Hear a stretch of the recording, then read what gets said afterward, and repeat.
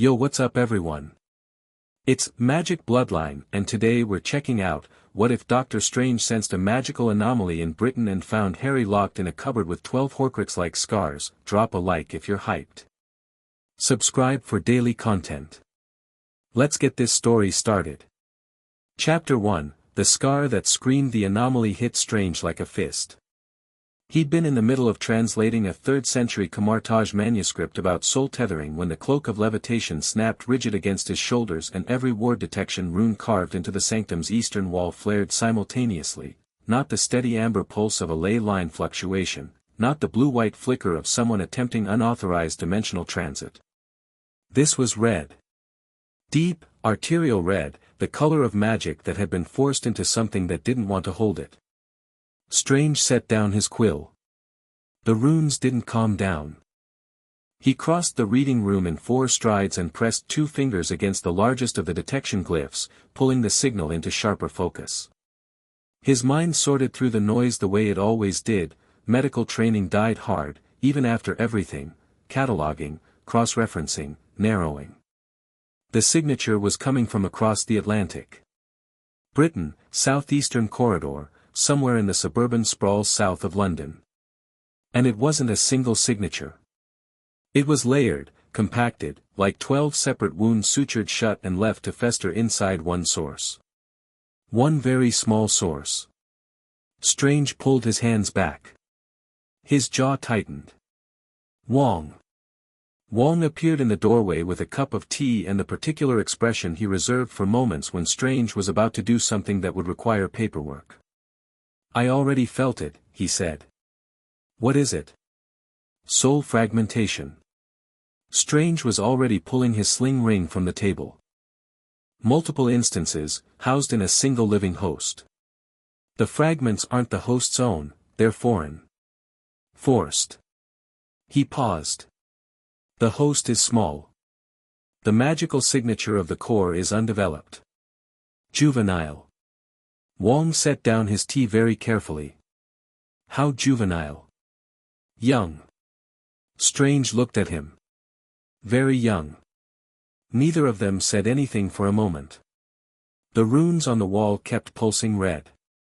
Do you want me to come? Wong asked. Stay. Monitor the signal. If it spikes again before I get there, open a portal directly to my location. Strange turned the sling ring on his fingers, the metal warm against his scarred knuckles. And Wong, don't contact anyone else until I know what we're dealing with. Wong nodded once. He understood what anyone else meant. Strange opened the portal. Surrey at 9:30 on a Tuesday evening in July was aggressively ordinary. The kind of ordinary that felt deliberate. Identical houses in identical rows, identical cars in identical driveways, gardens maintained with the specific passion of people who had nothing else to compete over. Strange stepped through onto a pavement still warm from the day's heat and let the portal close behind him. The street was called Privet Drive. He stood still for a moment and let his senses expand, the way the Ancient One had taught him in those early brutal months when his hands shook too badly to hold a spell and he'd had nothing to offer but his mind. Magic left traces on the world the way weather did, not visible to the eye but felt, a pressure change, a quality of the air. He turned slowly, reading the street. The protections here were extraordinary. Whoever had laid these wards had done so with the patience of decades, weaving them into the very soil, into the foundations of the houses, anchoring them to bloodlines and intention and sacrifice. Ancient work. Genuinely impressive work. But they were wizards' wards, designed to repel threats that arrived from outside, that announced themselves with wands and curses and the particular signatures of dark magic practitioners. They weren't designed to notice someone walking quietly up the pavement with a sling ring in their pocket and no wand at all. Strange walked up the drive of number 4. The anomaly was screaming now, singing against his palms and sternum like a plucked wire. It was coming from inside the house, from low down, ground floor, no, lower than that. A basement? He pressed his hand flat against the front door and felt the shape of the interior space, the way a doctor palpates for something wrong beneath the skin. Not a basement. There was no basement. Under the stairs. There was a door under the stairs, and behind it the magic was so dense and so wrongly layered that Strange's hand came away from the door feeling scorched. He stood on the front step of number 4, Privet Drive, and for one long moment he simply processed what he was sensing, because the alternative was to react emotionally, and he didn't do that. Then he rang the doorbell. The man who opened the door was large in the way that spoke of a lifetime of physical ease, wide, soft, with small suspicious eyes set in a face that had never been troubled by much. Behind him, further down the hallway, a woman with a long neck had gone absolutely rigid the moment she saw Strange standing on the step in his cloak and his dark clothes. "Evening," Strange said. "My name isn't important. I'd like to speak with you about the child you have locked in the cupboard under your stairs." The large man's face went through several colors. He started to fill the doorway more deliberately, the way men his size sometimes did when they wanted to make a point about their size. "I don't know who you are or what you think you," Strange raised his left hand. A single rune lit between his fingers, and the door swung open of its own accord, wide enough that the man had to step back or be struck by it. Strange walked in.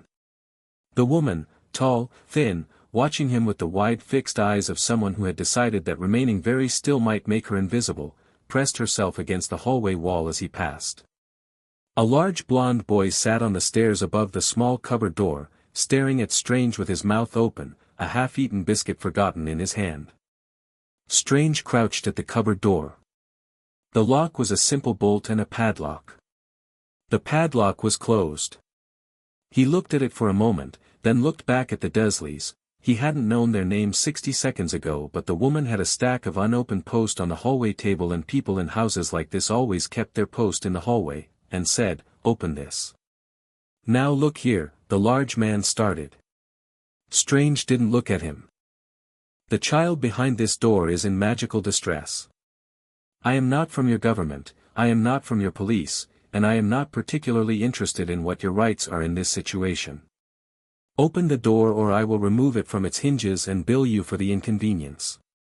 The woman made a sharp, hissing sound, "Vernon," and the large man, Vernon, deflated in a specific way that said this wasn't the first time someone had known the right pressure point. He came forward, moving around Strange with elaborate care, and undid the padlock with a key from his trouser pocket. Strange pulled the bolt back and opened the door. The cupboard was about 2 meters long and 1 meter wide. There was a cot in it that was too small for the child lying on it, one thin blanket, a shelf with a broken toy soldier and a stack of schoolbooks, and 3 crayon drawings tacked to the slanted underside of the stairs. It smelled of must and small, closed spaces and something else, something metallic that wasn't quite blood. The child inside looked up at Strange with eyes that were very green and very wary and absolutely enormous in a face that was too thin. He was 6, maybe 7. Small for either. Dark hair that went in every direction. Round glasses with a crack running through one lens, held together with Scotch tape. A shirt that had been made for someone 3 times his size. And across his arms, his collarbones, the back of his hands, visible even in the low light from the hallway, were marks. Not bruises, though there were those too. These were something else. Silvery, slightly raised, each one a distinct shape, like brands or runes half dissolved into the skin. Strange counted them without meaning to, the way he counted everything. 12. The boy looked at Strange. Strange looked at the boy.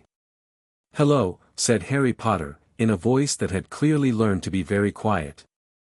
"Are you a wizard?" "Something like that," Strange said. "Does anything hurt right now?"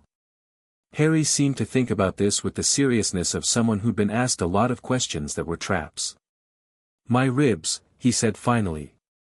"The left ones. And my hand. The burn one." Strange reached in, very slowly, keeping his movements visible. He pressed 2 fingers just below Harry's left ribcage and let a thread of diagnostic magic run through the tissue. 3 cracked ribs. 1 fully broken. An old burn on the left palm that had healed badly and pulled the skin tight across the knuckles. Contusions layered over older contusions like geological strata. Chronic malnutrition, the kind that meant not one bad week but years of it, the bones adapting, the body recalibrating its expectations downward. Strange felt something move in his chest that wasn't quite anger. It was something colder and more purposeful than anger. He looked back at Vernon Dursley standing in the hallway with his arms folded and his face doing something complicated between defiance and terror. "How long," Strange said quietly, "has he been living in here?"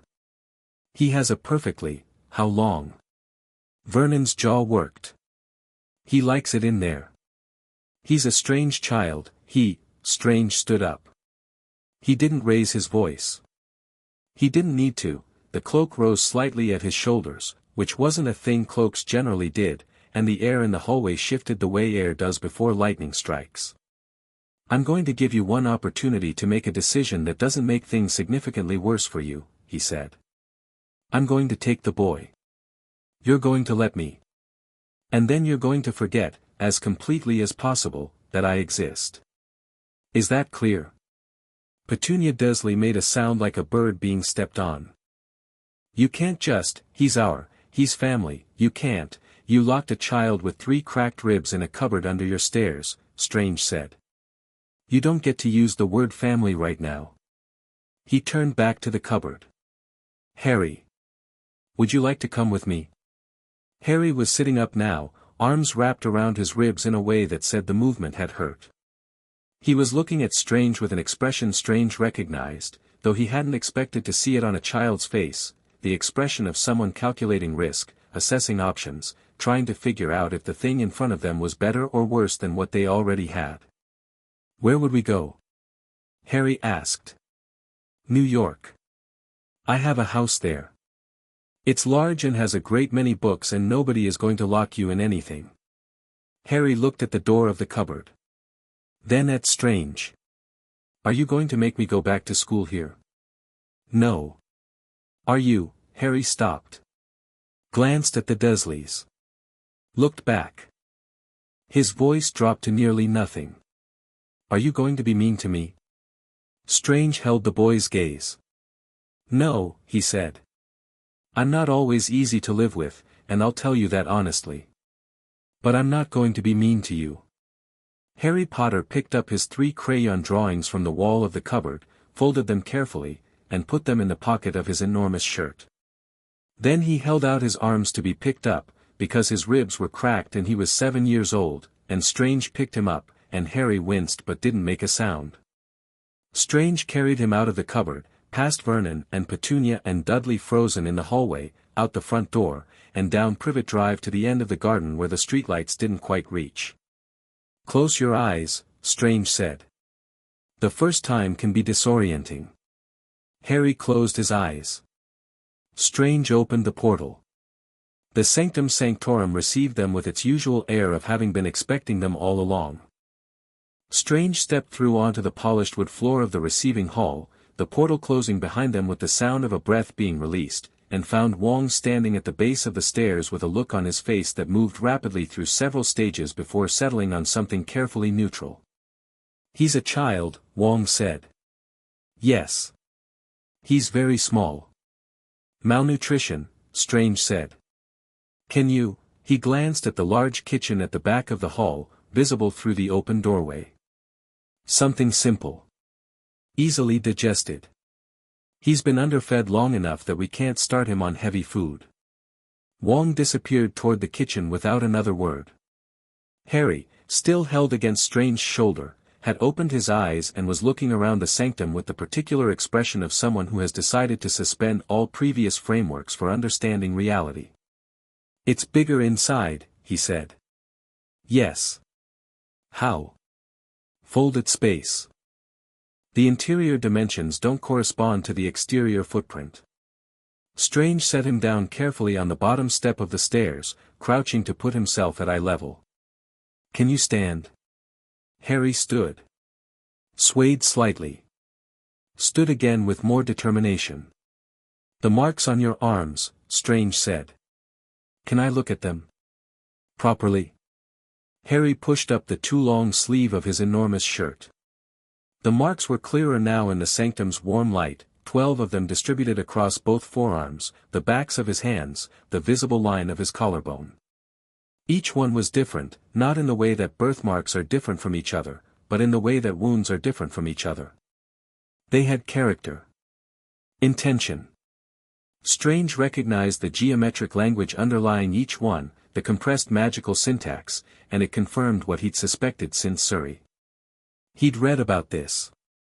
He'd read about everything, that was the problem. He had the kind of mind that consumed information the way other people breathed, and 4 years ago when he'd been learning the mystic arts and working his way through the deepest stacks of the Camartage library, he'd found a text about a dark magic practice so specific and so catastrophic that he'd memorized the entire chapter purely because the human brain was apparently incapable of looking away from the worst thing it had ever encountered. Soul anchoring.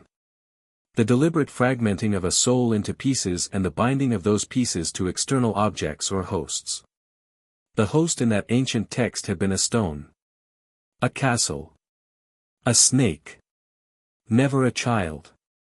He hadn't even considered that someone would use a child. What are these? Harry asked, looking at the marks on his own arms with the same analytical distance Strange had noticed in the cupboard, as if they belonged to someone else, a distance that probably hadn't been a choice originally but had become a survival mechanism.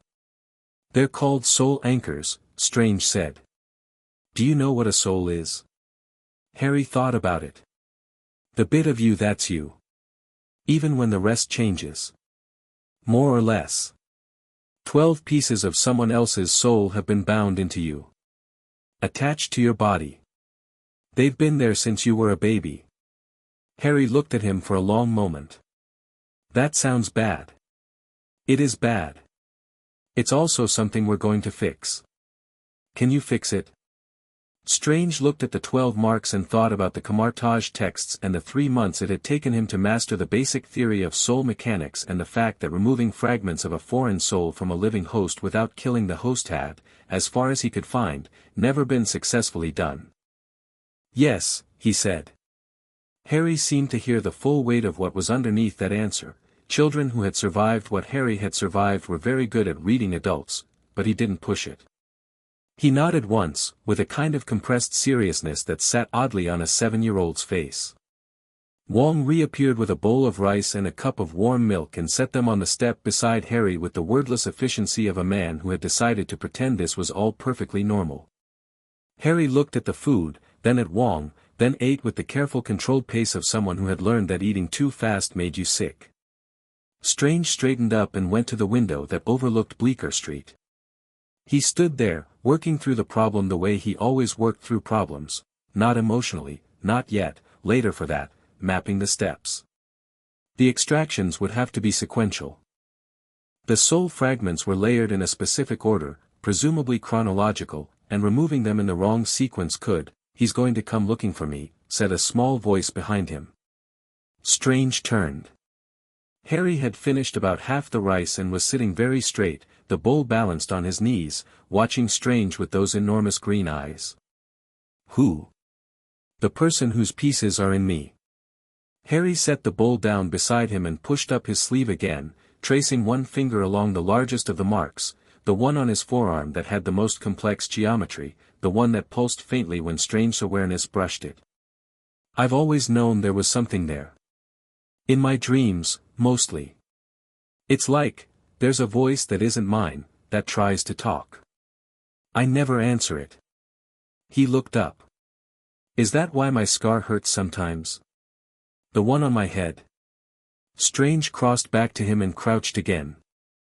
He'd noticed the forehead scar, lightning bolt, irregular, the skin around it faintly discolored, but had initially classified it as injury rather than anchor. Now he looked at it more carefully. It was the 13th. Not shaped like the others, not as geometrically precise, but the same fundamental energy signature, a soul fragment, older than the others, the first one, the one that had been made in the act of murder, embedded in the only survivor of that act by the terrible rebounding of a curse that had tried to do something no curse should be able to do. 13, then. The other 12 were deliberate. This one was an accident. And it was the one the mysterious wizard on the other end of this connection didn't even know existed. Strange filed that away. The scar on your head is another one, he said. The first one, actually. The others were added later, deliberately, by someone who wanted to make you into. He paused, choosing words carefully, because Harry was 7 and had just been removed from a cupboard and there was a limit to how much honesty was constructive in the first 10 minutes. A storage vessel, he settled on. They wanted to put things in you for safekeeping. Harry's face did something complicated. That's why they don't like me, he said. It wasn't a question, and it wasn't self-pitying, it was just a data point being sorted into a new framework. The Dursleys. I always thought it was just because I was strange. But they could feel it, couldn't they? The things inside me. Probably, Strange said. Not consciously. But yes. Harry nodded slowly. Then, you said you're going to fix it. I am. And then what happens to me? Strange looked at him. Harry looked back. There was something in the boy's expression, braced, realistic, entirely without self-deception, that Strange recognized from mirrors. Then you're not a storage vessel anymore, Strange said. You're just yourself. Whatever that turns out to be. Harry was quiet for a moment. Then he picked up the bowl of rice and finished it. Strange spent the rest of that night in his study, pulling every relevant text he owned. He had 3 on soul mechanics, 2 on dark binding practices, 1 extraordinary and deeply illegal translation of a pre-medieval manuscript that the Ancient One had pressed into his hands on his 3rd day at Camartage with the words "You'll need this eventually, I can't explain why," and none of them contained a complete procedure for extracting multiple foreign soul fragments from a living juvenile host. He found pieces of procedures. Fragments of theory.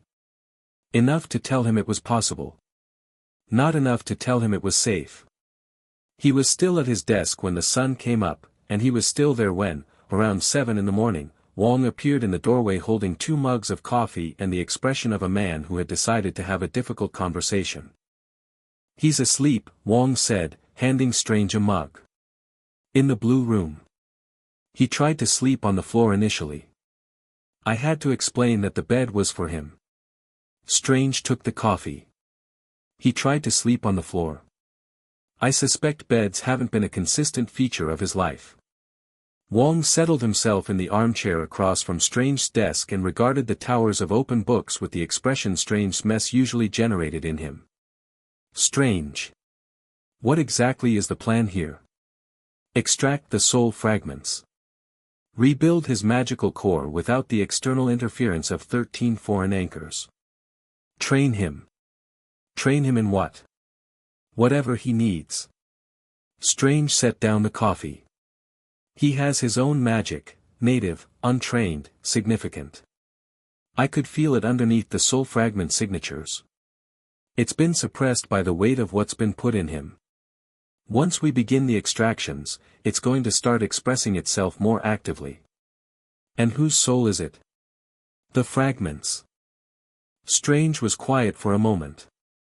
He'd been working out the geometry of that question all night, cross-referencing the magical signature against everything he knew about British wizarding history, which admittedly wasn't much, but the Camartage library was comprehensive enough to have files on serious dark practitioners in every tradition worldwide, and the particular style of these soul anchors was very specific. Someone who called himself Voldemort, Strange said. Wong was quiet. He's believed to be dead, Strange continued. Destroyed when the killing curse he used on Harry's mother rebounded. But soul fragmentation is specifically intended to prevent permanent death. You can destroy the body, but the soul anchors survive. They're a tether. The body can be rebuilt around them. He paused. The fact that this man embedded 12 of them in a single infant, deliberately, after the accident of the 13th, that tells us he was planning his own destruction. Preparing for it. Building his resurrection into the child meant to die from his last curse. And the boy's parents? Dead. Both of them. His mother cast a protective charm when she died, it's the reason the curse rebounded. It also created the accidental 13th fragment. Strange picked up his coffee again. Her sacrifice is woven into his blood. It's why the family wards on Privet Drive held as long as they did, blood protection. So we've removed him from the blood protection. The blood protection was incidentally imprisoning him. Strange met Wong's eyes. I'm not particularly interested in imprisoning him for his own good. Wong looked at him for a long moment with the expression he used when he was deciding whether to argue. He decided not to, which meant he agreed but wasn't going to say so. Someone's going to notice, he said instead. Whoever set those wards. Whoever placed him with those people. I know. And I'd like them to notice after I've had a chance to understand what we're dealing with. Strange stood up, stretching muscles that had been seated for too long. If someone placed a child with 13 soul fragments in a house where he was being kept in a cupboard and left him there for 6 years, their judgment is in question. I'd like to form my own assessment before I talk to them. Wong considered this. That's almost reasonable. Almost? You also just like having information before other people do.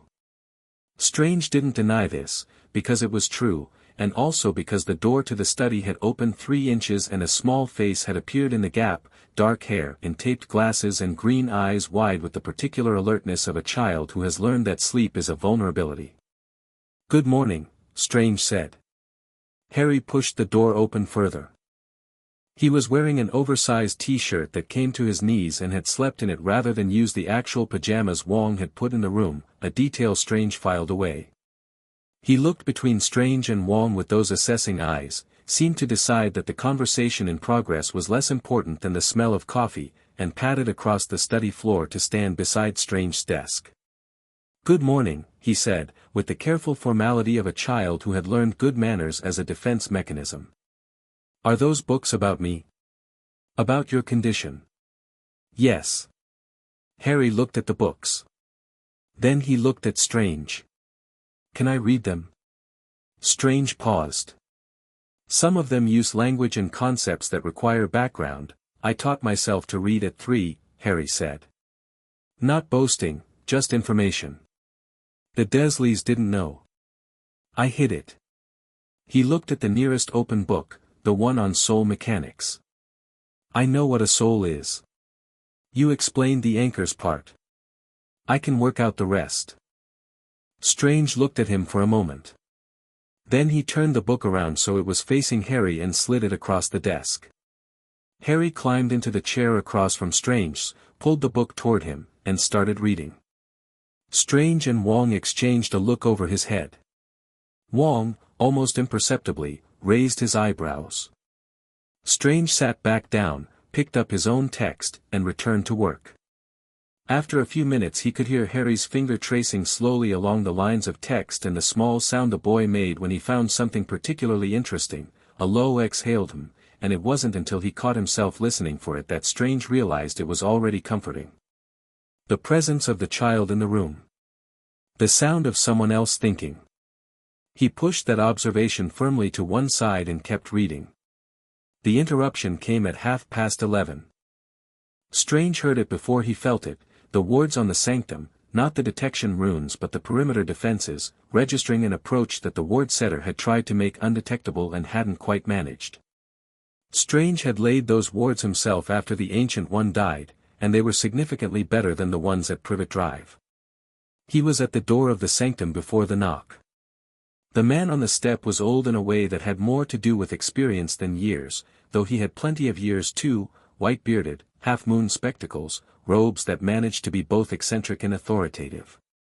His eyes were a very pale blue and they were, at this particular moment, not warm. You took Harry Potter from his home, said Albus Dumbledore. Strange looked at him. Come in, he said. We should talk. Dumbledore's eyes moved past Strange into the hallway with a precision that said he was looking for Harry specifically. Strange stepped sideways, blocking the view, and gestured toward the sitting room. He's busy, Strange said. Come in. Dumbledore came in, because even Albus Dumbledore apparently recognized when he'd met someone who wasn't going to be moved by his presence alone. He followed Strange into the sitting room and they sat down across from each other, and Strange poured tea because he'd learned from the Ancient One that offering tea created a negotiating context and he wanted a negotiating context. "I am Albus Dumbledore," Dumbledore said. "Headmaster of Hogwarts School of Witchcraft, and I know who you are," Strange said. "I spent this morning reading about you. You set the wards on Privet Drive. You arranged for Harry to be placed with the Dursley family. You've known where he was for 6 years. He poured his own tea. He had 3 cracked ribs and a broken one. The cracked ones were in various stages of healing, suggesting multiple separate incidents." Dumbledore's expression shifted. Not to guilt, Strange watched closely, more to a kind of pained resignation, the expression of a man who had done a calculation and arrived at an answer he didn't like but believed was correct. "I was aware the situation was not ideal," he said. "The blood protections are not worth a child's ribs," Strange said pleasantly. "Who are you, Headmaster?" "I beg your pardon. You set those wards. You placed a child with a family you describe as not ideal. You've known for 6 years that he was there and haven't visited. Tell me your reasoning, because I'd like to understand it before I decide what to do next." Dumbledore looked at him with those pale blue eyes, assessing, recalibrating. Strange recognized the experience of being assessed by someone very intelligent and didn't find it threatening. He waited.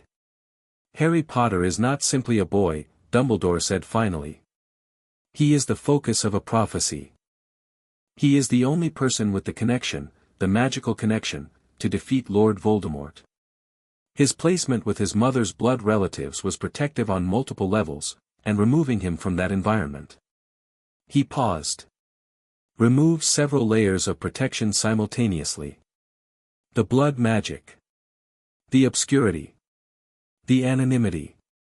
You're describing a 7-year-old child as a strategic asset," Strange said. "I'm describing a necessity. You locked him in a cupboard," Strange said, and the pleasantness was gone now, not replaced with heat but with something flat and precise. "Not physically, no. But you built the cage and you put him in it. You wrapped it in ancient magic and called it protection." He set his cup down. "The 12 additional soul fragments that Voldemort deliberately anchored to Harry's body, tell me about those." Dumbledore was very still. "You knew," Strange said. "I had suspicions. You had certainties." Strange looked at him steadily. "The anchors are old enough that you could have detected them at any point in the last 6 years. They're not subtle, Headmaster. I felt them from New York. You placed Harry in that house, deliberately, knowing what was inside him." He paused. "Tell me why." Dumbledore was quiet for a long moment. The fire in the sitting room grate crackled. Outside, Bleecker Street traffic made its indifferent noise. "Voldemort cannot be destroyed," Dumbledore said quietly, "while the fragment that lives in Harry lives also. The connection is more fundamental than you may understand. Harry was marked by it at birth. It has shaped his magic, his perception, I understand exactly what it's done to him," Strange said. "I spent last night reading about it.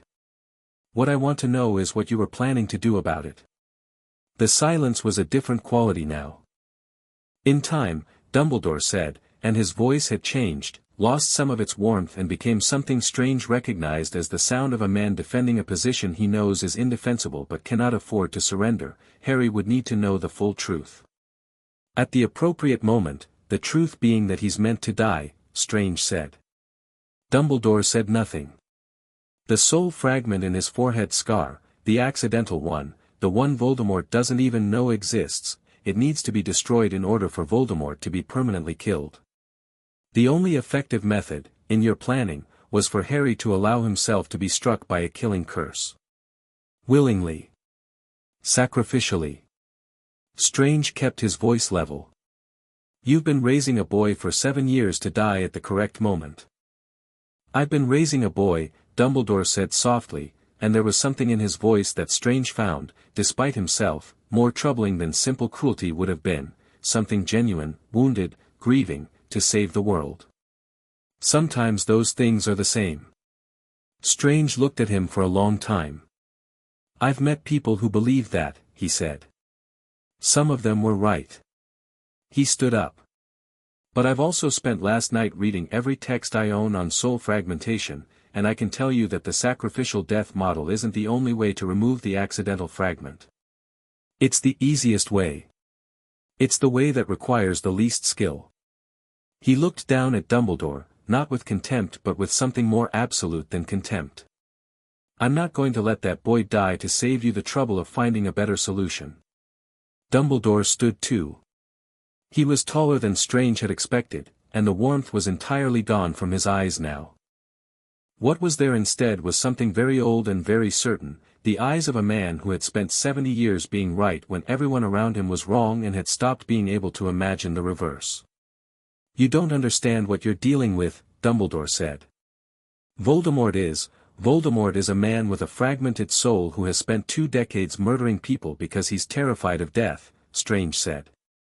I've dealt with significantly worse. And the boy who carries his accidents is going to be fine. Dumbledore looked at him for a long moment. Then he said, very quietly, I will need to see Harry. Not today. He is a citizen of the Wizarding, he is a child, Strange said, who has been sleeping in a cupboard. He's been here less than 24 hours. If you want to see him, write me a letter. Give him time to decide if he wants to see you.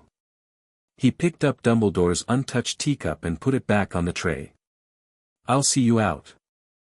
Dumbledore went, because ultimately Strange was standing between him and a door he'd have to go through Strange to reach, and Albus Dumbledore was many things but he wasn't someone who forced a direct confrontation when indirect ones were available. At the door he paused, not turning around. What the boy carries, he said quietly, may be more dangerous than you know. To those around him. To himself. I know exactly what he carries, Strange said. That's why I went to get him. Dumbledore left. Strange stood at the door for a moment, listening to the footsteps disappear down the street, thinking about pale blue eyes and certainty and the particular danger of people who loved and calculated simultaneously. Then he went back to the study, where Harry Potter was still in the chair, still reading, the soul mechanics text open to a chapter on anchoring methodology, one small finger following the lines, a line between his brows that meant he'd found something complicated and was working it out. He'd gotten to the part about how fragments could be extracted. Strange could tell from the page number. He was reading about the part where it said the process was theoretically possible but had never been successfully completed. Harry looked up when Strange came in. He didn't ask about the visitor. He looked at Strange's face, read something there, and looked back at the book. It says nobody's ever done this before, Harry said. Nobody's had a good reason to try, Strange said, settling back into his own chair. We have an excellent reason. Harry's finger kept moving along the text. You think you can do it? I know I can do it. How? Strange picked up his own book. Because impossible things don't frighten me. They're just problems that haven't been solved yet. Harry was quiet for a moment. Then, very quietly, with the enormous green eyes back on the page, me neither. Strange looked at the top of that chaotic dark head and let the silence sit, which was something he almost never did. Outside, New York went about its afternoon. Inside the sanctum, the runes on the eastern wall had stopped pulsing red. For now, the anomaly was quiet. For now, they had time. Chapter 2, The Weight of 12. The first extraction nearly killed them both. Not literally, Strange had prepared too carefully for literally, but there was a moment, 40 minutes into the procedure, when Harry's body arched off the workroom table and every single ward in the sanctum lit up like a switchboard, and Wong, standing at the door with a diagnostic crystal in each hand, said something in Cantonese that Strange had never heard him say before. Strange kept his hands steady. His hands were always steady now, which had cost him 3 years and more pain than he generally thought about, and he was grateful for it in a way he'd never been grateful for anything his medical career had given him. He kept the extraction thread between his fingers, gossamer fine and terrifyingly fragile, and he pulled. Slowly. The way you remove a splinter that has been in long enough to become part of the wound. The soul fragment resisted. Of course it resisted. It had been there since Harry was 15 months old, and it had spent 6 years winding itself through the boy's magical architecture the way ivy winds through a wall, not structural, but so thoroughly embedded that the structure and the ivy were now indistinguishable to a casual look. Strange had spent 2 weeks preparing specifically for this, mapping every point where the fragment touched Harry's own magic, finding the seams, locating the places where foreign ended and native began. 2 weeks, because Harry had asked intelligent questions about the procedure every single day and Strange had answered them honestly, and the combination of Strange's preparation and Harry's surprisingly useful observations had bought them another 3 days of refinement. Harry had noticed, for instance, that the first scar, the oldest one, easiest to reach given its age and the shallow angle of its embedding, ached differently when he was near water. Strange had spent a day working out why before discovering that the original anchoring ritual had used a water-based medium, which meant the fragment had a resonant weakness to aquatic frequency wavelengths, which meant he could use that as a lever. He was using it now. A thread of water frequency energy in his left hand, the extraction weave in his right, Harry very still on the table because they'd been over this specific stillness 4 times and Harry had the body discipline of a child who'd spent years trying to take up as little space as possible. It was useful now, even if the reason for it wasn't. The fragment came free. It didn't go quietly. There was a sound, not audible exactly but felt, in the sternum and behind the eyes, a shriek of fury that was too complex to be purely instinctive, and a burst of black-violet energy that Strange contained in a prepared crystal matrix before it could do anything interesting to the room's architecture. Harry made one sharp sound, a bitten-off gasp, and then went completely still. Strange sealed the crystal. Looked at Harry. Still with me? Harry's hands were flat on the table, white-knuckled. His eyes were open. Yes, he said, in a voice that was working very hard to be steady. That was horrible. I know. How many more? 11. Harry closed his eyes. Breathed. Opened them. Okay, he said. Strange let him have a moment, turning to check the crystal. The fragment inside was visible as a dark, oily shifting mass, malevolent in the specific way that Voldemort's magic always seemed to Strange to be malevolent, aggressive and paranoid and full of a specific kind of hunger. He put the crystal in the containment case with the 7 other prepared empty matrices, sealed it, and looked back at Harry. That's enough for today, Strange said. Harry sat up slowly, pressing one hand to the spot on his forearm where the mark had been. The skin there was raw, faintly luminescent, like new scar tissue caught in sunlight. I want to do another one. Your body needs time to adapt. 1 per week is the schedule we agreed on. We agreed on minimum 1 per week, Harry said. We didn't say maximum. Strange looked at him. Harry looked back.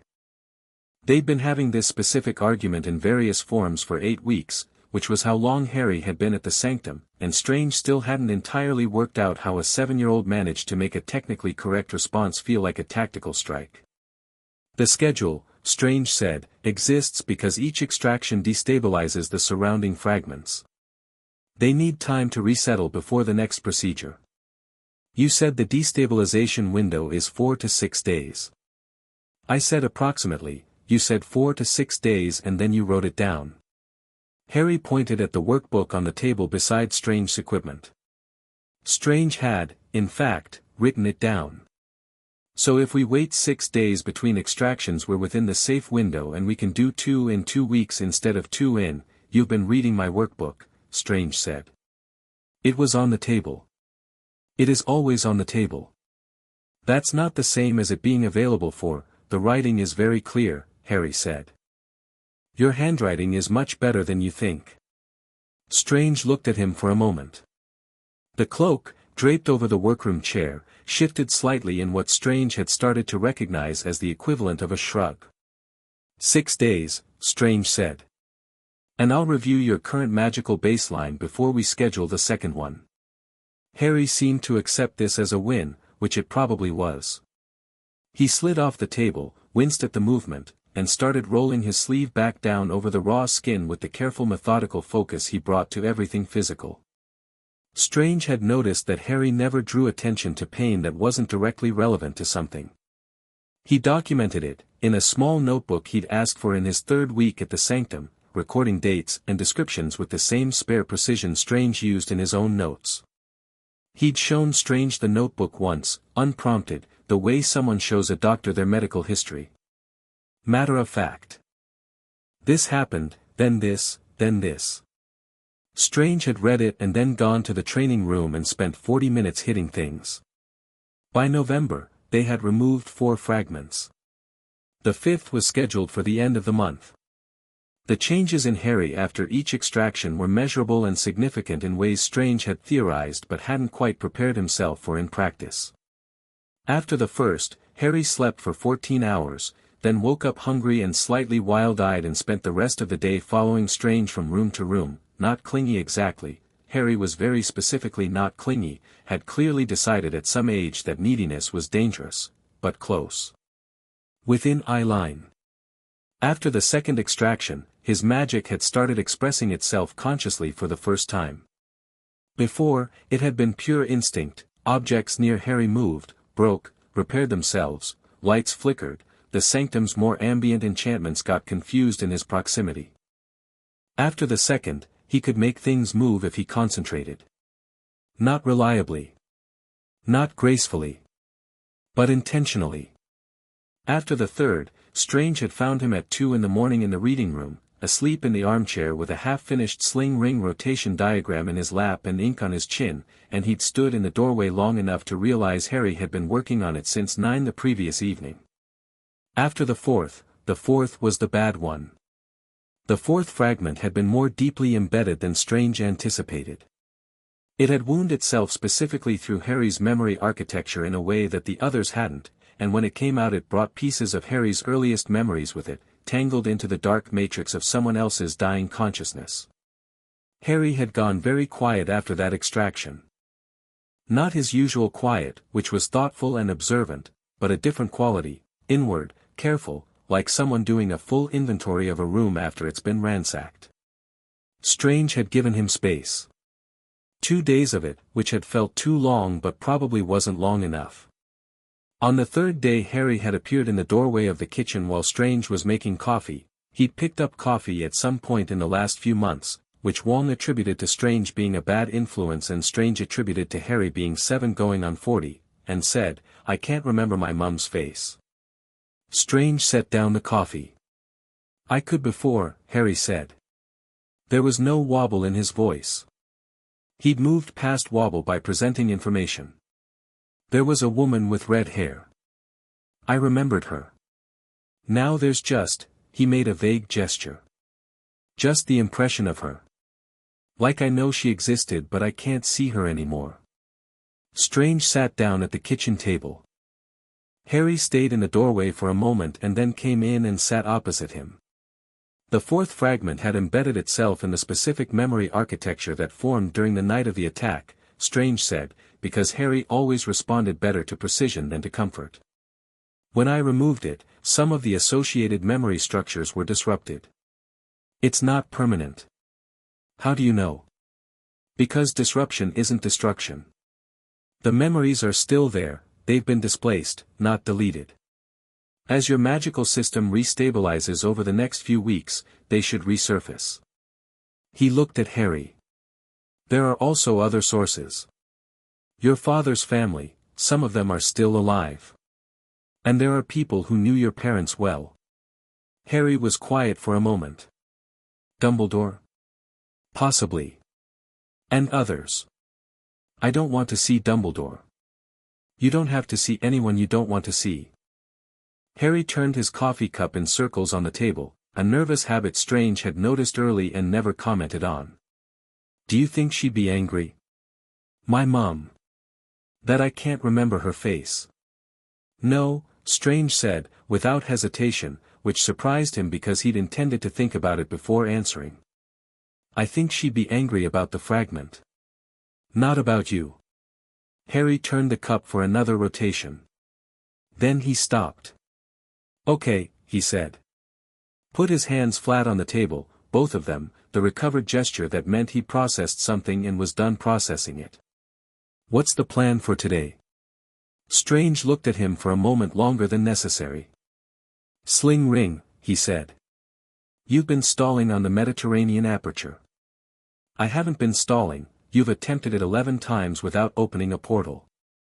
That's either stalling or there's a fundamental problem with your aperture geometry that we need to address. Harry stood up. I'll get the ring. He was back in under a minute, ring already on his fingers, and Strange followed him to the training room where the aperture maps were painted on the floor in luminescent ink. Wong was already there, he was usually already somewhere productive before either of them, sitting cross-legged on the mat, apparently meditating but actually watching Harry with the sideways attention of a man who was compiling a very detailed ongoing assessment. Mediterranean, Harry announced, going to stand on the aperture marker. He set his feet, adjusted his grip on the ring, and closed his eyes. Strange watched. The thing about Harry and the sling ring was that he understood it theoretically with a completeness that Strange found genuinely remarkable. He'd read every text Strange had on dimensional transit, had asked questions that forced Strange to revisit foundational assumptions he'd made years ago, had drawn aperture geometry diagrams in his notebook that were more elegant than Strange's own working versions. But he kept stalling on the actual opening, which was either a technical problem with his current magical capacity, plausible, given the suppressant weight of the remaining fragments, or something psychological, which Strange suspected but hadn't pushed on. The sparks came. Orange, the color of properly executed sling ring transit, which was good. They circled. They built. Harry's jaw was tight and his whole body was very precisely still in that specific Harry way. Then they stopped. Harry opened his eyes. He didn't look frustrated, he looked calibrating, which was distinct, a kind of internal adjustment. He looked at Strange. I know what I'm doing wrong. Strange waited. I keep trying to think about where I want to go, Harry said slowly. The exact location. The coordinates. I've got the whole Mediterranean aperture memorized, I know the coastline, I know the convergence point. He paused. That's not how it works, is it? Keep going, Strange said. It's not about knowing the place. It's about, Harry frowned. Wanting to be there. Actually wanting it. Not just wanting to complete the exercise. Strange looked at him. Wong, he said, without turning around, is there anywhere in the world you've been that Harry might actually want to visit? Wong opened one eye. Kathmandu has good food and the library of Buddhanath is architecturally remarkable. Harry looked at Strange. Can we actually go to Kathmandu? Do the aperture, Strange said. Harry turned back to the marker. He didn't close his eyes this time. He turned the ring, and Strange watched his face shift, not the forcing of concentration, but the releasing of it, the difference between trying to turn a key and actually wanting the door to open. The sparks came back. They built faster than before. They circled twice and ripped open, and the portal hung in the air of the training room, Kathmandu on the other side of it, afternoon light and the smell of incense and the distant sound of bells. Harry stared at it. Then he looked at Strange with an expression so unguarded that Strange had to look away briefly at a completely arbitrary point on the wall. Can we go? Harry asked. Yes, Strange said. Get your coat. They went to Kathmandu. Wong bought Harry dumplings from a street cart and Harry ate 4 of them before asking what was in them, which Wong considered a moral victory. Strange spent 20 minutes at the Buddhanath library acquiring a text he'd been trying to source for 2 years. Harry stood in the middle of Buddhanath stupa and looked at everything with those wide green eyes, fully present the way children were when they hadn't yet learned to perform happiness for an audience. He asked Wong 17 questions about the architecture and Wong answered all of them, and by the end there was something almost visibly blooming in the way Harry held himself, the shoulders wider, the spine straighter, not forced but real. On the way back, Harry opened the return portal himself without being asked. That night Strange found him in the reading room again, but this time not asleep, awake, the Buddhanath library text beside him, writing something in his notebook with focused intensity. Strange paused in the doorway. On Harry's forearms, the skin over the 4 excised marks had fully settled. The remaining 8 marks were still there, but they sat differently now, less dominant, their geometry slightly looser, as Harry's own magic grew into the spaces the first 4 fragments had vacated. Strange had a theory he'd been working on for 6 weeks, since the 3rd extraction, that he hadn't shared with Harry yet. The theory was that the soul fragments hadn't only suppressed Harry's magic. They'd been feeding off it. The native magical system in Harry Potter was not, as Strange had initially assessed, simply significant. It was, as far as Strange could determine, extraordinary, adaptive and instinctive in ways that reminded him of the Ancient One, which was a comparison Strange didn't make casually. The fragments had been drawing on it for 6 years, a slow consistent drain that had kept Harry's capacity artificially depressed. Each extraction removed the drain. Each removal let the native system grow. Strange was increasingly certain that by the time all 12 were out, Harry Potter was going to be something the wizarding world had no existing framework for. He went to bed without disturbing Harry's concentration. The letter from Dumbledore arrived in December. Not by owl, Strange had no owl, obviously, and had made it clear to the various Wizarding World representatives who tried to contact him in the first month that owl post to the Sanctum Sanctorum was unwelcome. Dumbledore sent it by a method Strange didn't immediately recognize, a folded piece of parchment that materialized in the center of the study desk trailing a faint aurora of transit magic. Strange read it. Then he read it again. It was, on the surface, an invitation. Harry would turn 8 in July. At 11, by wizarding law and tradition, he would be eligible to attend Hogwarts. Dumbledore was writing ahead of time to express his hope that Strange and Harry would consider this option, and to outline the protections and provisions he was prepared to put in place. There were 3 pages of genuine care and thoughtfulness in the letter. Dumbledore was a good writer, his arguments compelling and structurally sound. And at the end, below the warmth and the logic and the reasonable points about Harry needing community and peers and a grounding in his own tradition, was a single paragraph that Strange read 4 times. It is also my hope, Dr. Strange, that in the time between now and Harry's enrollment, you will have had the opportunity to speak with him about the full nature of the prophecy that governs his fate. There are things Harry must come to understand about himself and his role in the defeat of Voldemort. I mean only to ensure that he goes forward informed and prepared. I believe you are too intelligent a man not to recognize that some sacrifices, however terrible, are necessary for the greater good. Strange set the letter down. He sat for a while in the study, very still, doing the thing he did when he needed to think past his instincts, which were currently very loud, and into the actual problem. The problem, in its simplest form, was this: Dumbledore wasn't wrong about Hogwarts. Harry needed connection to his own magical tradition, needed peers, needed the specific kind of grounding that came from being in community with people who experienced the world the way he did. The Sanctum was extraordinary, but it was isolated, and Strange was aware of his own limitations as a social educator. Harry was perceptive and empathetic and deeply curious about people, and he needed more people than Strange and Wong. Dumbledore wasn't wrong about any of that. But he'd ended the letter with greater good, and Strange had met people who'd ended sentences with greater good, and he knew what it meant every time. It meant, I've already decided. I'm giving you the opportunity to agree. Strange picked up a piece of paper and wrote back. 3 lines. We'll discuss Hogwarts when Harry is 11. Separately, I'd recommend removing the phrase, greater good, from your vocabulary when writing to me. It doesn't land the way you intend. Spring arrived at the Sanctum with the 6th extraction, the 7th, the 8th.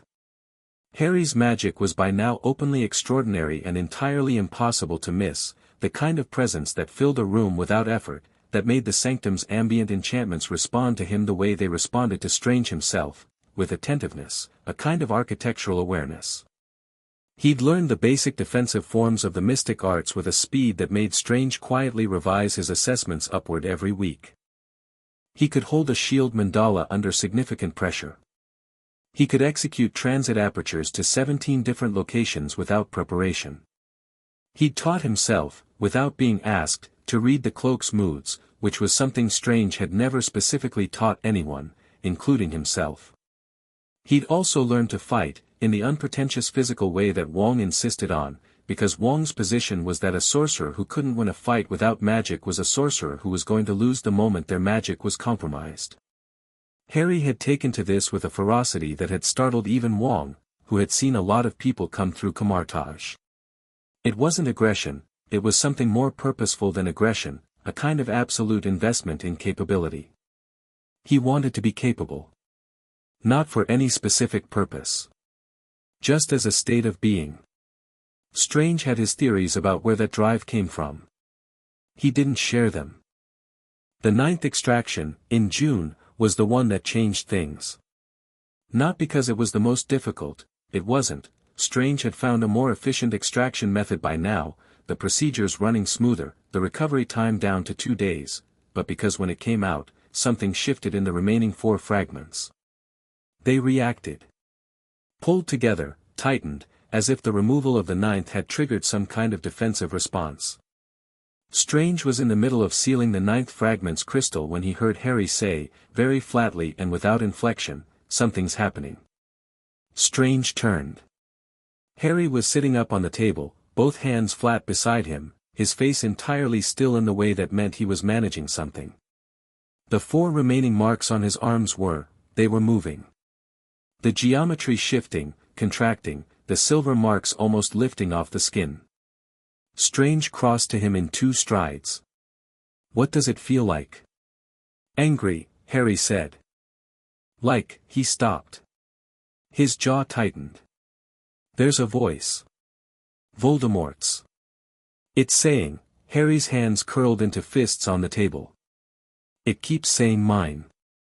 Strange put one hand against the side of Harry's head, not touching, hovering an inch from his temple, and pushed a thread of awareness through the boundary. The fragment consciousness was there, unfocused, poorly organized, the desperate grab of something that had been comfortable and was suddenly being threatened. It felt like Voldemort the way an echo feels like a voice, the shape without the substance. But it was pushing, asserting a kind of territorial claim, and Harry's face was doing something that Strange didn't like. "Push back," Strange said. "I am pushing, not at it. Through it." Strange kept his hand near Harry's temple. "Your magic is bigger than it was 6 months ago. Those 4 fragments combined are smaller than what we've already removed. They're reacting because they're scared, not because they're strong. Feel the difference." Harry was quiet. His fists uncurled slowly. Strange watched his face shift, the managing something expression becoming something more deliberate, less reactive. The marks on his arms stopped moving. A moment later Harry said, in a voice slightly rough with effort, "They went quiet." "Yes. That was," he exhaled. "That was me doing that?" "Yes." Harry looked at his arms. The marks sat still and ordinary on his skin, just marks. He looked up at Strange. "When we remove the last 4, he said, "that's going to be much worse, isn't it?" Strange sat down on the edge of the table beside him. "The last 4 will resist the most because they've been there the longest." "Yes. It's going to be difficult. But you can still do it." "Yes. And I can handle it." Strange looked at him. At the kid who'd arrived at the sanctum flinching at raised voices and sleeping on the floor, who was now sitting in the sanctum's workroom after having a direct psychic confrontation with the consciousness of one of the most dangerous dark wizards in European history and had won it in under 3 minutes. "Yes," Strange said. "You can handle it." Harry nodded. Then he picked up the notebook from beside the table, he brought it to every extraction now, and opened it. "I want to write up what that felt like before I forget," he said. "The voice, the response geometry, how I stopped it. Might be useful for the next 4. Strange watched him write for a moment. Then he turned back to his equipment and started putting it away. In August, Wong took Harry to the Camartage Library for the first time. Strange had been planning to do it himself, but a situation in Bangkok required his attention for most of the week, and Harry had been patient about it for 2 weeks prior with the compressed patience of someone who was managing significant impatience. Wong had looked at Strange and Strange had said fine, and Wong had taken Harry through a portal to Nepal on a Tuesday. They came back on Thursday. Strange was in the kitchen when they returned, and he heard Wong's portal close and then 2 sets of footsteps and then a long silence that was slightly different in quality from usual silences. He went to the receiving hall. Harry was standing in the middle of the hall with a book under each arm and another in his hands and a look on his face that Strange recognized as the look of someone whose world has just significantly expanded in a way they're still processing. He was covered in the fine pale dust that the oldest Camartage stacks generated, which meant he'd been in the lower archive. "They let you into the lower archive?" Strange said, looking at Wong. "He found the entrance himself," Wong said. There was something in his voice. Strange knew Wong's voice extremely well, could read it the way other people read faces, that was particular. Apparently he could feel the texts. Strange looked at Harry. "You could feel the texts?" "The old ones," Harry said. He looked up from the book in his hands. "They have a sound. Not literally a sound, but I can feel them when I'm close to them. The ones with soul-related content especially." He paused. "I think it's because of the fragments. Because I've had soul energy inside me for so long that I'm attuned to it." He said the word attuned with care, like he'd been thinking about it all the way back from Nepal. "Is that possible?" Strange was quiet for a moment, because Harry was describing something he'd theorized in his workbook notes but hadn't confirmed, which meant the boy had arrived at it independently through direct experience, that was not a thing students did. Not at 8 years old. "Yes," Strange said. "That's possible. There's a text in the lower archive," Harry said, "that I think might help with the remaining 4 extractions. It's about fragment consolidation. When multiple fragments are threatened simultaneously, they consolidate their resistance, which is what happened in June, and this text has a method for preventing that. If we apply it before the 10th extraction, Harry," Strange said, "we might be able to prevent the collective resistance entirely, which would make the last 4 significantly safer, Harry." Harry stopped. Strange looked at him, at the dust and the books and the brightness in the green eyes behind the slightly improved glasses, and let a moment pass that he generally didn't allow himself in front of people. "We'll look at the texts together tomorrow," he said. Harry's shoulders dropped a 1/4 inch, which was the most physical relief he ever displayed. "Okay," he said. "And Harry?" "Yeah. You did good in Kathmandu." Harry blinked. Then he held up the books slightly, as if they were evidence. "Wong says I can borrow these. Wong is generous. I told him I'd return them in better condition than I found them," Harry said. "He said that's the only condition." "That's always the only condition," Strange said. He turned back to the kitchen. Behind him he could hear Harry going toward the stairs, and the way the footsteps sounded, easy, quick, unhesitating, was different from the careful quiet footsteps of August the previous year, the footsteps of a child navigating unfamiliar space and trying not to take up room he hadn't been given. Strange stood at the kitchen counter and made coffee and didn't examine what he was feeling, because that had never been his strongest skill, but whatever it was, it sat warmly in his chest and he let it stay there. October. 2 years after Surrey. The 10th extraction. Strange used Harry's Camartage text. Harry had been right about the fragment consolidation, applying the counter-methodology before the procedure prevented the collective resistance entirely, and the 10th came out cleanly, faster than any of the previous ones. Harry was off the table in 20 minutes, sitting upright and steady, watching Strange seal the crystal with the focused attention of someone learning the technique. "Show me that sealing sequence again," Harry said. Strange ran through it twice, slowly, and Harry watched with his head tilted in the particular orientation that meant he was building a kinesthetic memory. "I want to try that," he said. "You're not ready to seal extractions?" "No, the geometric part. The containment matrix construction." Harry held up his hands. "Show me the finger placement." Strange showed him. Harry mirrored it, imperfectly, adjusted, tried again. His hands were still small, he was 9 now, still on the thin side though no longer in the way that worried Strange, just naturally slight, but the precision was there, the fine motor control that the mystic arts required in its practitioners. After 10 minutes he had a passable containment matrix forming between his hands. It lasted 4 seconds before it lost integrity and collapsed. "Again," Harry said. Strange watched him work through it 11 more times. On the 12th attempt the matrix held for 37 seconds. Wong appeared in the doorway, assessed the scene, and left without comment, which was Wong's specific way of expressing approval. That night, Strange updated his private workbook assessment for the first time since spring.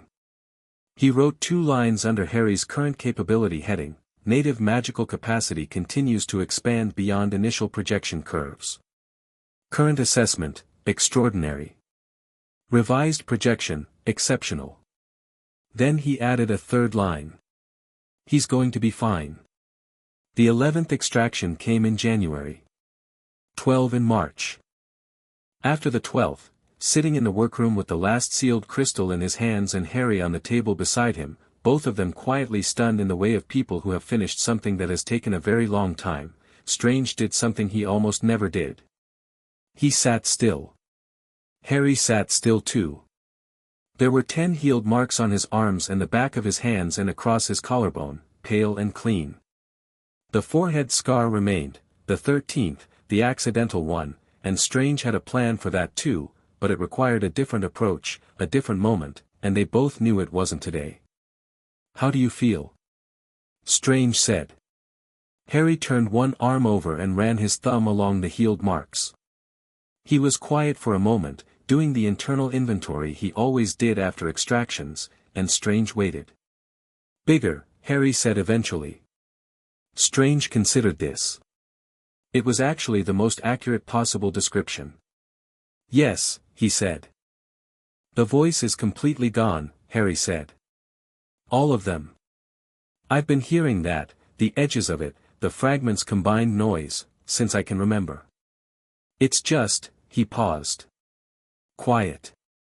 Strange nodded. Harry turned to look at him. His eyes in the workroom light were very green and very clear and there was nothing behind them now that wasn't purely Harry, no muddy undertow, no foreign geometry, just the direct unmediated consciousness of a 10-year-old who had spent 2.5 years having pieces of a dead man's soul removed from his body. "Thank you," Harry said. "Not performed, not formal. Just flat and honest and very, very sure." Strange had received a lot of thanks in his career. Medical and otherwise. He'd learned to accept it gracefully, which mostly meant acknowledging it without deflecting or minimizing. He looked at Harry for a moment. "You did most of it," Strange said. "You did the technical part," Harry said. "You did the part that required actual courage." Harry seemed to weigh this. Then he nodded, which was his version of accepting a compliment, and swung his legs off the table and went to get his notebook. Strange looked at the 12 sealed crystals in their containment case. Voldemort's fragmented soul, extracted piecemeal from a 10-year-old's body over 2 years. He'd need to destroy them properly, that was a different procedure, one he'd been planning for months. But that was tomorrow's problem. Wong appeared in the doorway with a pot of tea and 3 cups. The 3 of them sat in the workroom, Strange and Wong in the chairs they'd rearranged early in the process to be more comfortable for longer sessions, Harry on the table with his knees crossed and his notebook in his lap, and they drank tea. Outside the sanctum's windows, March in New York was doing what March in New York did, gray sky, cold rain, the distant noise of the city reminding them it existed and continued to exist regardless. "He'll still come back," Harry said eventually, not looking up from the notebook. "Voldemort. He doesn't need the fragments I had." He still has other anchors. We know, Strange said. So we should probably think about what we're going to do about those. Strange looked at him. What do you know about the other anchors? Harry looked up then, and there was a particular light in his eyes, not excitement exactly, more the incandescent focus that Strange associated with him finding a genuinely interesting problem. I felt some of them, through the fragment link. Before you closed it down. There's a diary. A ring. A locket. I'm not certain of all of them, but I know there are others. He tapped his notebook. I've been writing down everything I noticed about the link before each extraction. I think together we might be able to reconstruct a decent map. Strange looked at Wong. Wong looked at Strange. You've been compiling intelligence on Voldemort's remaining Horcruxes, Strange said, in your extraction notes. On the side, Harry said. I didn't want to distract from the main procedure. He opened the notebook to a section Strange hadn't seen before, pages filled with compact careful writing and small geometric diagrams. I call these the side notes. Strange was quiet for a moment. Wong, he said. Said Wong. We're going to need a bigger map. Wong set down his teacup. I'll get the chalk. Harry was already at the workroom's blank wall, notebook in hand, looking between his notes and the empty space with the expression of someone about to start building something they'd been designing in their head for a very long time. Strange stood up. The cloak settled on his shoulders with something he could have sworn was eagerness. Outside, the March rain kept falling. Inside the sanctum, they got to work. Chapter 3, A Different Sort of Education. The Hogwarts letter arrived on a Tuesday in July, which was Harry's birthday, which Strange suspected was not a coincidence. It came by Owl, a large tawny one that appeared to have significant opinions about the sanctum's wards and had spent 4 minutes circling the building in increasingly irritated spirals before Strange opened a window.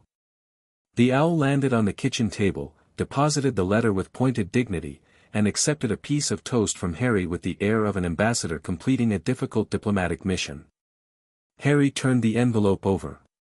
Green ink.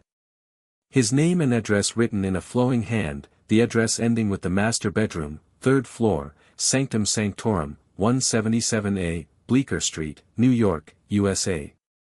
He looked at Strange. It knows where I live. The enchantment traces the intended recipient, Strange said, sitting down across from him with his coffee. It's actually a reasonably elegant piece of tracking magic. Harry opened the envelope and read the letter with the stillness he brought to anything new, complete attention, no reaction until he processed the whole thing. Then he put it down and looked at the second piece of parchment, which was the supply list. A cauldron, he said. Yes. A pointed hat. Yes. Harry set the list down.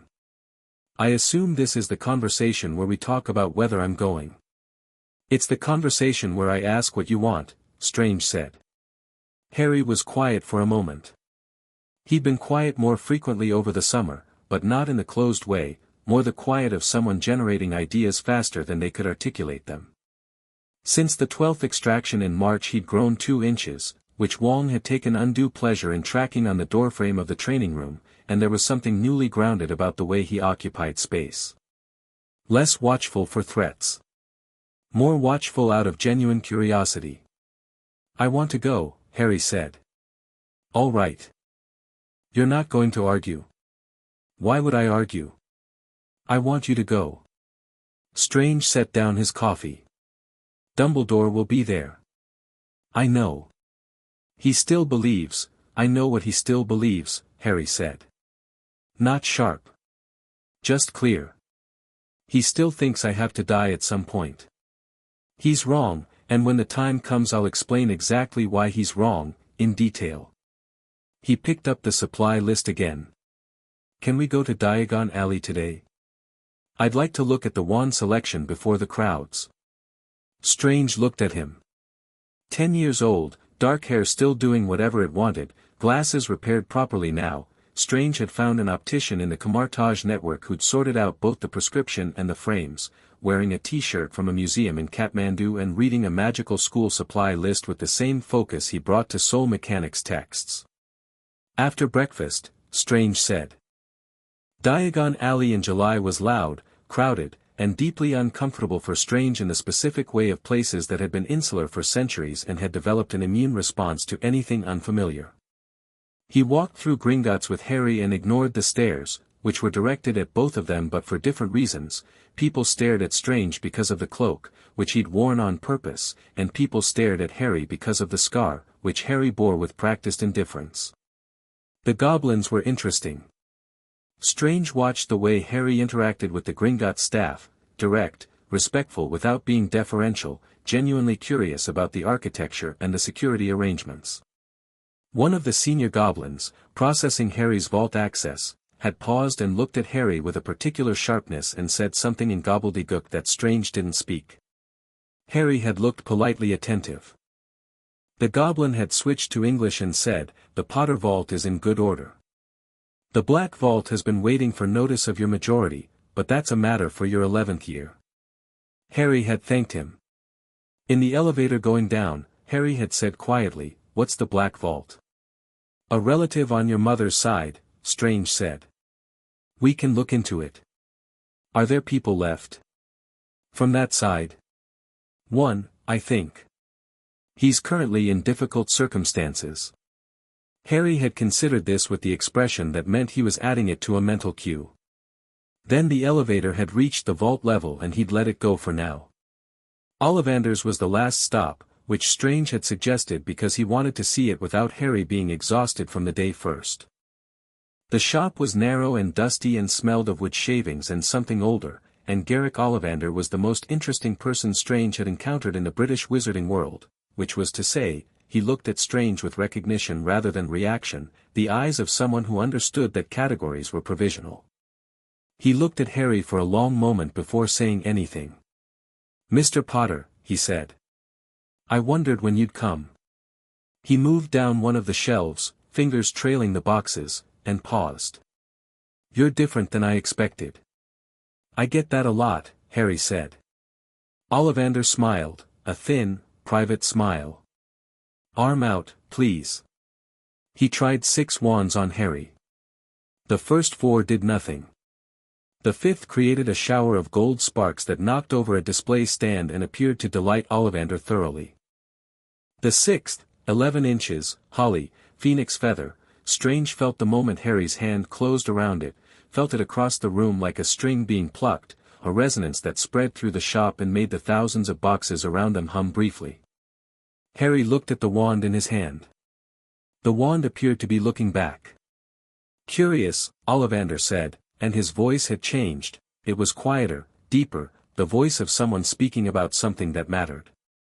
"Very curious. The phoenix whose tail feather sits in that wand gave another feather." "Just one other." He looked at Harry. "The wand that gave you your scar." Harry turned the wand over in his fingers. "Brothers," he said. "Yes." Harry looked at Strange. Strange gave him nothing. This was Harry's moment to navigate. Harry looked back at Ollivander. "Does that mean it will work against him?" "It means," Ollivander said carefully, "that it will work for you.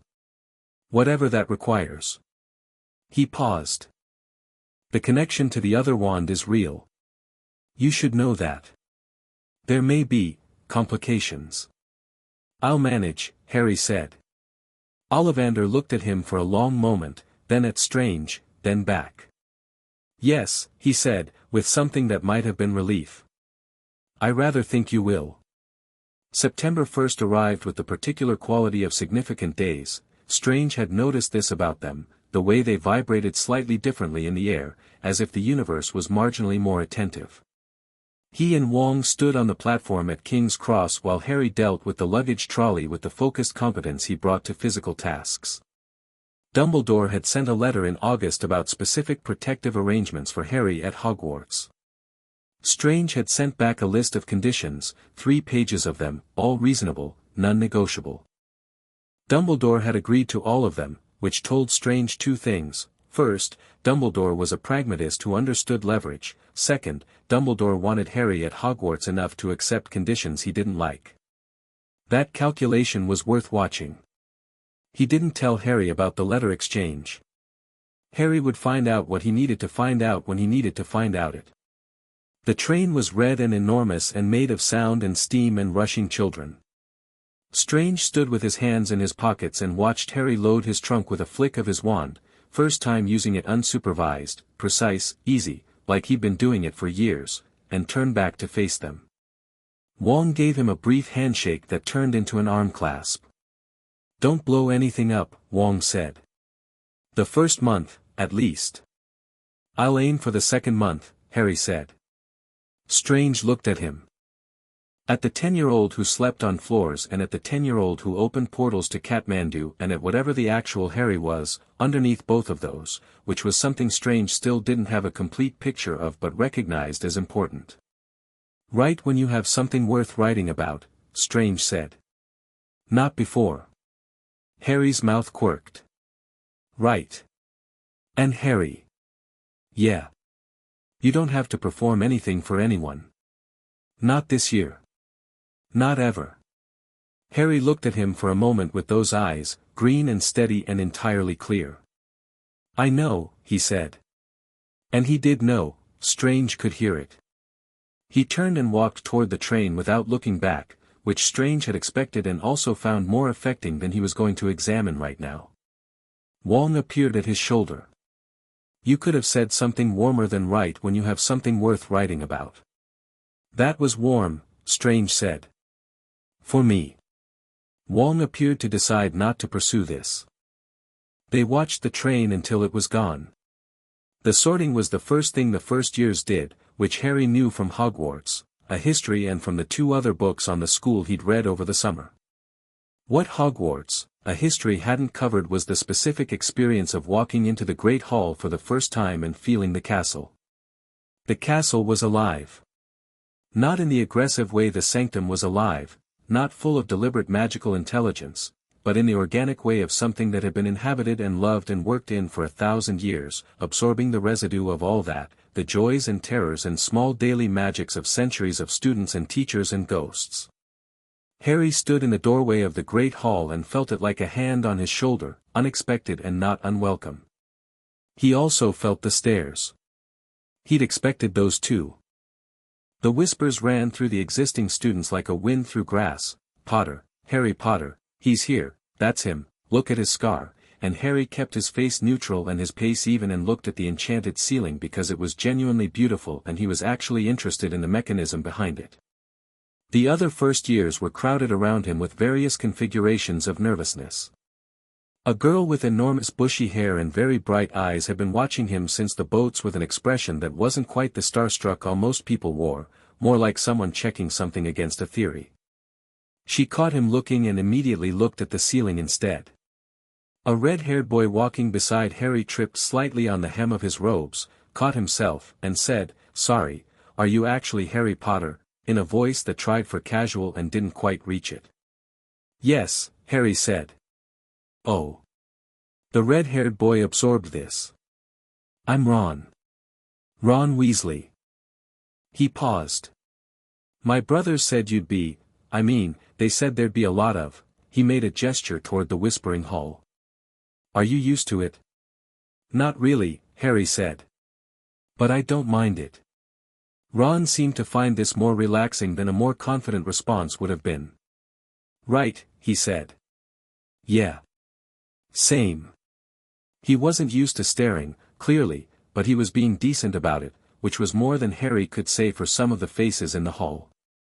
The sorting hat went on a boy named Abbott first and someone named Bones and then various people Harry didn't know yet, and he used the time to read the hall, something Strange had made instinctive. The 4 tables. The point system, the house competition. The teacher's table. Dumbledore at the center of it, watching the sorting with an expression of benevolent attention that Harry looked at for a long moment before looking away. Snape, at the other end of the teacher's table, was looking at Harry with an expression that was something between recognition and hostility and something harder to categorize, something old and raw and barely managed. Harry looked at him directly and held it for a moment before moving on. He'd read about Snape. He had a more complete picture of the man than Snape probably realized. "Potter, Harry." The hall went very quiet. Harry walked to the stool, sat down, and let the hat fall over his eyes. The hat spoke in his ear in a voice like old leather and dry dust. "Well. This is unusual." Harry waited. "I've been putting students in houses for 1,000 years, the hat continued, and I've never once had to recalibrate my entire assessment framework. You're doing something rather interesting to my diagnostic sense. Is that good or bad?" Harry thought. "Neither. Just interesting." A pause. "You could go in any of them, you know. The intelligence is Ravenclaw without question. The ambition and the self-sufficiency would serve you well in Slytherin. But there's something else here." Harry waited again. "You're not afraid of anything, are you?" the hat said, and it wasn't entirely a question. "Not in the way that means recklessness. You've simply decided, very completely decided, that fear is a response you choose to engage or not. That's Gryffindor, at its best. Courage as a practice rather than an absence of doubt." Harry thought about the workroom table. About the 12th extraction.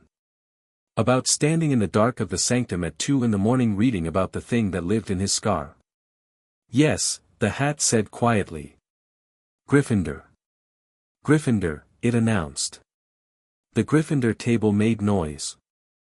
Harry removed the hat, handed it back to the stern professor running the ceremony, and walked to the Gryffindor table without rushing, and sat down, and the girl with the bushy hair, who had already been sorted, he'd missed when, was 2 seats down, watching him with that theory-checking expression.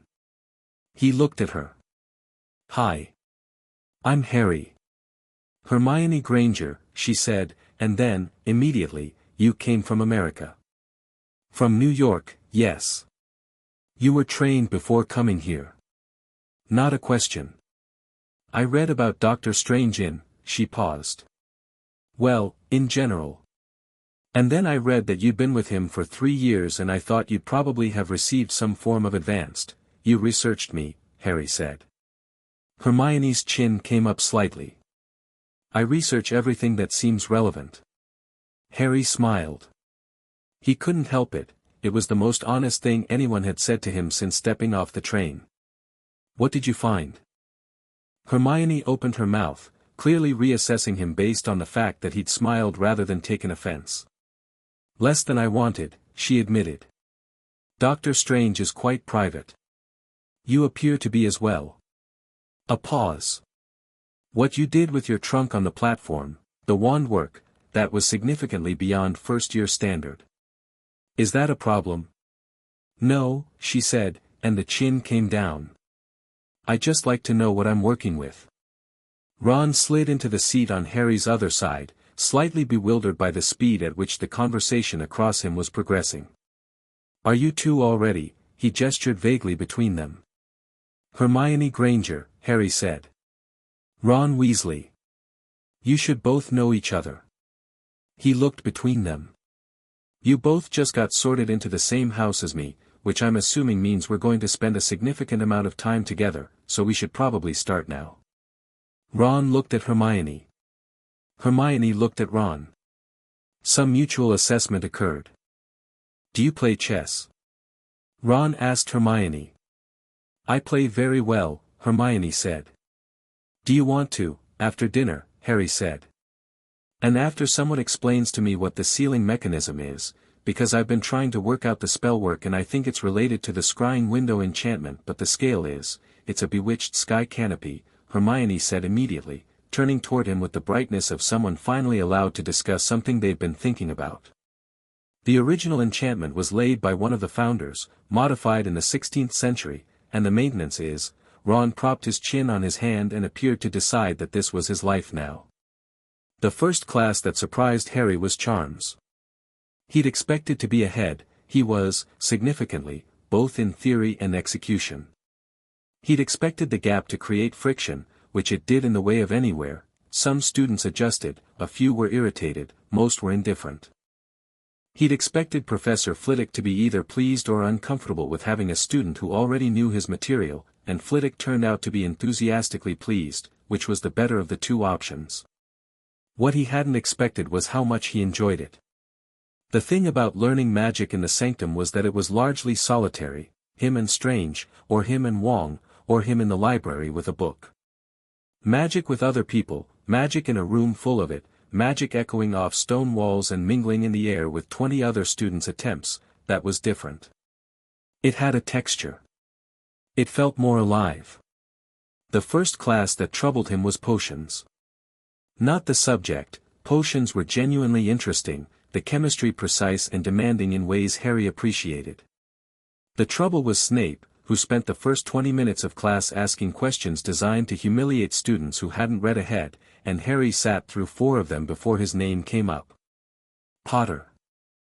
Snape's voice was smooth and cold and specifically calibrated. Since you've come to us with such extensive preparation, perhaps you can tell me what you would get if you added powdered root of asphodel to an infusion of wormwood. Harry looked at him. The room went quiet. A sleeping potion known as the Draught of Living Death, Harry said. One of the most powerful in the known canon.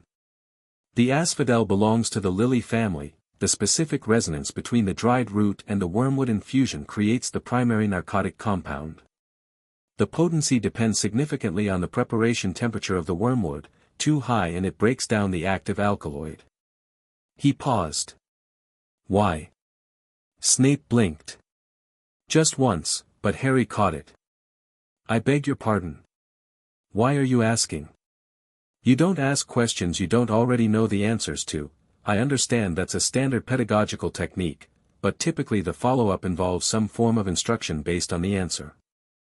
You ask the question and you're waiting for me to fail it. I didn't fail it, so, Harry paused again. Are we moving on?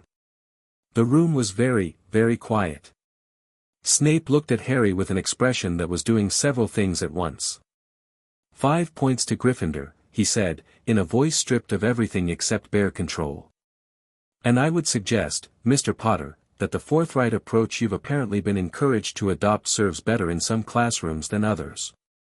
Noted, Harry said. Later, Hermione cornered him in the corridor with her arms folded and an expression that was equal parts admiration and horror. You cannot just do that to Snape. He was trying to humiliate me. He tries to humiliate everyone. The appropriate response is to just survive it. That's not the appropriate response, Harry said. That's just the easiest response. He shifted his bag. Also, I'm right. He was doing it wrong pedagogically. Strong theoretical questions without practical follow-up don't build knowledge, they just sort students by who's read ahead, Harry. Which favors students with access to resources at home, which creates a social stratification in the classroom that, Harry. Hermione was half laughing now, against her apparent will. You're going to make the entire year very difficult for yourself. Probably, Harry agreed. Are you going to help me with it? Hermione looked at him. The theory-checking expression again, briefer this time, like she was confirming something she already knew. Yes, obviously, she said, and turned toward the next class. Ron, walking behind them, said, I just want to say, for the record, that was brilliant, and Harry and Hermione both looked at him, and Ron held up both hands. Just for the record. Draco Malfoy introduced himself at breakfast the third day. Harry had seen him at the sorting, platinum hair, expensive clothes, the specific posture of someone who'd been told their whole life that rooms rearranged themselves for their convenience. He'd watched Harry across the hall with a calculating expression that was more interesting than the simple hostility most people wore when they wanted to establish hierarchy. Potter. Malfoy slid into the seat across from Harry at breakfast with the confidence of someone who believed that choosing when to approach someone was itself a power move. I don't think we've properly met. Draco Malfoy. He extended his hand. Harry looked at it, then at Malfoy, then shook it. Malfoy seemed mildly thrown by the straightforwardness of this. You were in America, he said. New York. With the sorcerer. Doctor Strange, yes. Malfoy's eyes moved to Harry's forearms, not to the scar, which everyone looked at, but to the faint pale marks of the healed soul anchors, which only people who knew what they were looking for would notice. Harry watched Malfoy notice them and file them away, which was more sophisticated than Harry had expected. My father knows of him, Malfoy said carefully. I imagine he does, Harry said. A pause. Malfoy was recalibrating. Harry had seen this happen with adults when he confounded their expectations, and it was interesting to see it happen with someone his own age, faster and more graceful because Malfoy was genuinely intelligent beneath the social performance. You're not what everyone expected, Malfoy said finally. I get that a lot. People are saying you're extraordinary. That you came here already trained. He paused. That you can do things that aren't in the curriculum. People talk a lot, Harry said, and returned to his breakfast. Malfoy sat for a moment, clearly deciding whether to push. He decided not to, which was the smart choice, and stood to leave. Then he paused. I might be able to be useful to you, he said. I know things about the wizarding world that you probably don't. Harry looked up at him. Malfoy's face was more complicated than it wanted to be. Under the performance there was something younger, something that wasn't quite sure of itself, and Harry filed that away as the more accurate data point. That's probably true, Harry said. And you might be useful to me. I'll let you know. Malfoy left. Ron appeared at Harry's shoulder. Were you just nice to Draco Malfoy? I was honest to Draco Malfoy, Harry said. Those aren't always the same thing. His father is a Death Eater, Ron said, sitting down with the conviction of someone stating a known fact. His father was. Draco isn't. Harry picked up his pumpkin juice. People can be different from their parents. Ron seemed to want to argue this and then appeared to remember certain things about the specific context of that argument. He said nothing, which was, Harry thought, one of the things he liked about Ron, the capacity to recognize when a point was larger than it appeared and to let it expand without forcing it. Quidditch was McGonagall's fault. Harry had no particular plans to try out for the Gryffindor team in first year. He'd read the rules, found them interesting, noted that first years weren't normally eligible, and moved on. But on the Thursday of the third week, coming back from Charms with Hermione and Ron, he'd encountered a situation that McGonagall apparently considered relevant to his Quidditch eligibility. The situation was, Neville Longbottom, sweet-natured and perpetually nervous, had dropped his Remembrall from 10 feet up during a flying lesson and it had rolled under a Slytherin boot and then into the air again, courtesy of Draco Malfoy being predictably unpleasant, and Malfoy had flown it up to about 20 feet and said something cutting about Neville's magical ability. Harry had watched this for approximately 4 seconds. Then he'd picked up a school broom. He'd never ridden a broom. The theory was straightforward, he'd read about it, and the physical balance requirement was something he had in abundance from Wong's training. He kicked off, and the broom rose under him with a rightness that felt like the sling ring apertures, like the extraction weave, like everything that worked the way it was supposed to work when you understood it. He flew up to Malfoy's level in about 3 seconds. Malfoy stared at him. Give me the Remembrall, Harry said. Malfoy's jaw worked. Around them the class had gone completely still. Make me, Malfoy said, which was what people said when they hadn't come up with something better yet. Harry looked at him for a moment. Then he reached out his hand and the Remembrall flew out of Malfoy's grip and into his palm, which wasn't broom flying and wasn't wand work and wasn't anything the curriculum covered, it was just Harry reaching for something and the thing coming. Malfoy's eyes went wide. Harry flew back down, handed the Remembrall to Neville, and dismounted. McGonagall swept down on him before he'd even got his feet properly on the ground, her expression doing the complex thing it did when she was trying to be severe and couldn't entirely manage it. She took him aside, away from the watching class, and looked at him very intently. That was extraordinary flying, Mr. Potter, she said. And the wandless retrieval. She paused. Were you trained in that specifically? No. Things come to me when I reach for them, Harry said. They always have. Dr. Strange says it's a function of my native magical architecture, but we haven't fully mapped it yet. McGonagall looked at him for a long moment. Your native magical architecture, she repeated. He talks like that a lot, Harry said. I've mostly started doing it too. Something that might have been a smile crossed McGonagall's face and was immediately suppressed. I'm placing you on the Gryffindor Quidditch team, she said. First year rules aside. You'll be the seeker. She paused. I'd appreciate it if you didn't mention the specific nature of your retrieval technique during matches. It's not cheating, Harry said. No. But it would make things very dull very quickly. She met his eyes.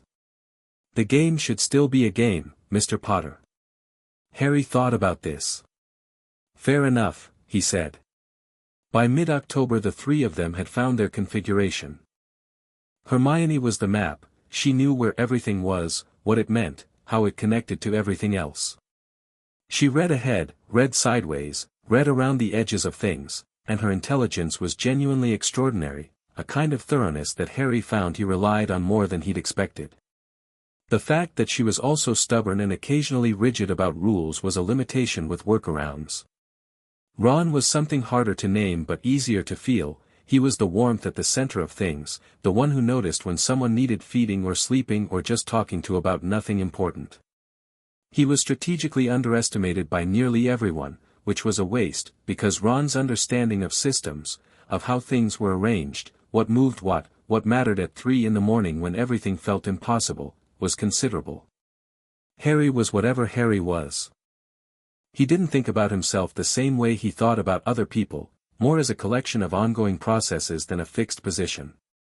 But he was aware, in the way Strange had taught him to be aware of things he didn't fully understand yet, that the three of them together were a different order of thing than any of them separately. There's something happening in this school, Hermione said one evening in the library. She'd spread 5 books across the table and was cross-referencing something with the particular intensity that meant she'd been circling a conclusion for a while. On the 3rd floor. The forbidden corridor, Ron said. Something's guarding something. I found references to, she stopped, looking at Harry. You already know, don't you? I have a hypothesis, Harry said. Of course you do. She pushed one of the books toward him. The Philosopher's Stone. Or something like it. I found references to Nicholas Flamel and the stone, and the timing corresponds to, Flamel's stone was moved from Gringotts in May, Harry said. Before term started. I noticed an anomaly in the vault records when I was at Gringotts in July, a high-security transit enchantment that didn't match any standard transfer protocol. Flamel was the most logical owner for that profile. He looked at her. You got there from library records. I got there from Gringotts. We got to the same place. Hermione looked at him with something like delight. Who's trying to steal it? More importantly, Harry said, who in this school wants it badly enough to plan an access route through the 3rd floor? Ron, who had been listening to this exchange with his chin in his hand, said, there's a professor who hasn't seemed right since we got here. Quirrell. He paused. I know everyone thinks I'm just winding myself up, but he didn't used to be like that. My older brothers had him for defense against the dark arts and he was different. The stutter is new. And he smells wrong. Both Harry and Hermione looked at him. Smells wrong? Hermione said. Like, Ron frowned. Like dark magic. You know how the restricted section smells in the library? Like that, but moving around the castle. Harry looked at Ron with a focus that made Ron sit up slightly. When did you first notice that? First week. I didn't want to say anything because it sounds mental. It doesn't sound mental, Harry said. Your perceptual sensitivity to dark magic signatures is probably hereditary. Your family has been in the Order of the Phoenix context long enough to build a kind of ambient awareness. He was already thinking past the statement, reorganizing his understanding of the situation. If Quirrell is carrying a dark magic signature that's distinct from the baseline, there might be something in him, Hermione said quietly. Something possessing him. Or bound to him. Harry said nothing. He was looking at the middle distance with an expression his friends were starting to recognize. What? Ron said. The soul fragment energy I felt through the extraction link, Harry said slowly. The map Strange and I built in March. I told him about a diary, a ring, a locket. But there were other fragments I couldn't fully locate, the link was imprecise in places. He looked at them both. What if one of them is in the castle right now? Not in the stone. Not near it. Inside someone. Hermione's hand went still on her book. Voldemort isn't dead, Harry said. He never was. He's been surviving on dark magic and host bodies and whatever scraps of life the remaining anchors provide. If he's in Quirrell, he stopped. I need to tell Strange. Now. Ron said. Now, Harry said, and stood up. The letter he sent Strange that night was 2 pages, which was significantly more than he'd written about any previous development, and Strange's response came the following morning before breakfast, a folded note that arrived not by owl but by one of the Sanctum's transit messages, a small folded piece of paper that appeared on his bedside table trailing orange sparks. It said, "Your assessment is correct. The fragment signature matches the one I could never fully locate from your extraction link. He's there. Don't engage alone. Write me if it moves toward the stone. Strange. P.S. Wong says well done on the Quidditch team." Harry read it 3 times, folded it, and put it in his pocket. He got dressed, picked up his wand, and went down to breakfast. Hermione was already at the table with toast and 3 books. Ron arrived 30 seconds later with the rumpled hair of someone who'd set an alarm and then argued with themselves about it. He confirmed it. Hermione said, not looking up. He confirmed it. Ron spread jam on toast. So what do we do? We watch Quirrell, Harry said. We watch the corridor. We don't touch the stone and we don't go near it alone. He poured himself orange juice. And we tell Strange the moment anything changes. And if something changes fast? Ron asked. Before you can reach Strange? Harry thought about the workroom table. About 12 extractions. About the voice in his scars saying mine and him pushing it back with nothing but the decision that it was wrong. Then we handle it, Harry said. Outside the great hall windows, the Scottish sky was grey and wide and entirely indifferent. Inside, the hall filled with noise and motion and the smell of breakfast, and at the head table Quirrell sat with his hands wrapped around a cup he wasn't drinking from, his eyes moving too quickly across the room, restless with something that wasn't his. Harry ate his breakfast. He watched. He waited. The stone was there, at the end of the corridor, behind whatever protections Dumbledore had arranged. Voldemort was in the castle. The board was set. He was ready. Chapter 4, The Philosopher's Stone and the Man Beneath the Turban. The first sign that something had moved came at 11:15 on a Tuesday night in November, when Harry woke up with his forehead scar burning. Not the dull background ache he'd carried for years before the extractions, this was sharp, directional, a needle pointing northeast through the castle, toward the 3rd floor. He sat up in the dark dormitory, the other boys breathing steadily around him, and pressed 2 fingers against the scar the way Strange had taught him to assess magical stimuli. Directional. Intensifying. Not passive ambient radiation from Quirrell moving around the castle. Something had changed. Something was moving with purpose. He was out of bed in under a minute. The dormitory door opened and closed without a sound. That was a trick of the Sanctum's wards that had transferred to Harry's general spatial awareness, the capacity to move through a space without disturbing it. He was in the common room and then the corridor beyond, his wand in his hand, the castle dark and breathing around him. He'd sent the note to Strange 3 days ago, things are accelerating. Quirrell has been to the 3rd floor twice in the last week. I think he's testing the protections. I think it's soon. Strange's reply had come that afternoon, "I'll be monitoring. If the scar spikes sharply, contact me immediately, I have an aperture preset for Hogwarts. Don't go in ahead of me." Harry had the sling ring in his pocket. He'd brought it from home and worn it there every day since September, which technically wasn't in the school supplies list but also wasn't explicitly prohibited. He was reaching for it when he heard the footsteps behind him. "I knew you'd just leave without us," Hermione said, at a whisper that was somehow still managing to convey volume. Ron was behind her, pulling a jumper over his pajamas. 5 minutes, he whispered to Harry. "We wake up 5 minutes after you every time." "How?" Harry said. "Hermione set a ward on your bed frame," Ron said. "Wakes us up if you move after 10 o'clock. Harry looked at Hermione. "You have a habit of deciding things are your problem alone," she said, with the precision of someone who'd thought carefully about how to say this. "They're not." Harry looked at them both, Ron still adjusting his jumper, Hermione with her wand already out, and felt something that wasn't quite gratitude and wasn't quite relief but was somewhere between the two, warm and slightly inconvenient. "Scars pointing northeast," he said. "3rd floor. He's moving toward the corridor." "Both of you stay close," Hermione said, which was not strictly how Harry had intended the hierarchy of this situation to operate, but she was already moving. They went. The 3rd floor corridor door was open.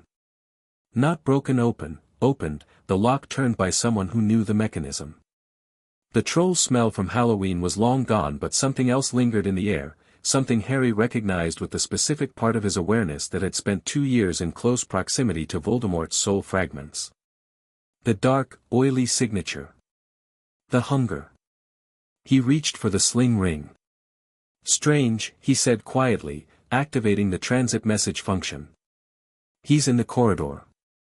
Moving toward the protections." The response was almost immediate, the sling ring warmed against his fingers, 2 pulses. "Coming." 2 minutes, Harry told Ron and Hermione. "He's coming." "Do we wait?" Ron said.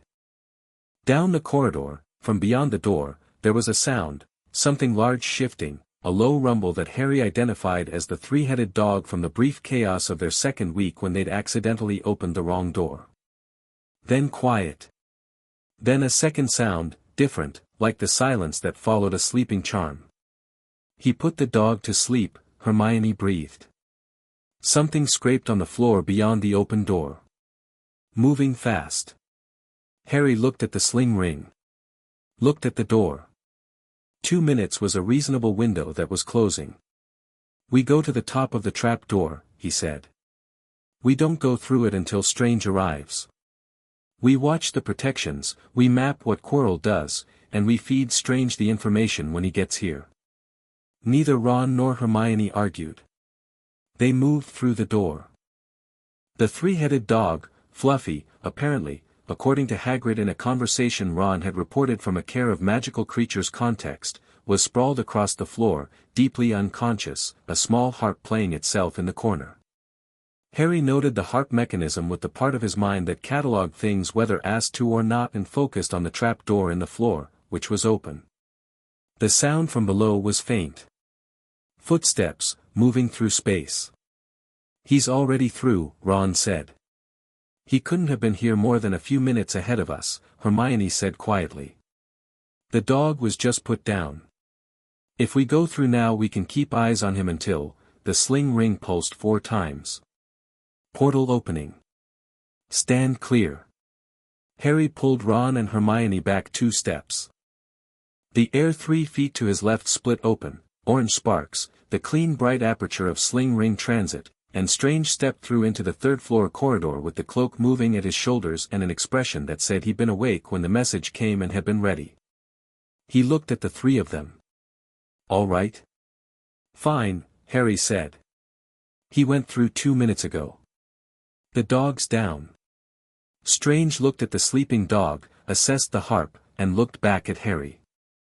His eyes moved to Ron and Hermione with a brief assessment. "You're friends." "Ron Weasley, Hermione Granger," Harry said. "They're with me." Strange looked at them for a moment longer. Can you both keep up?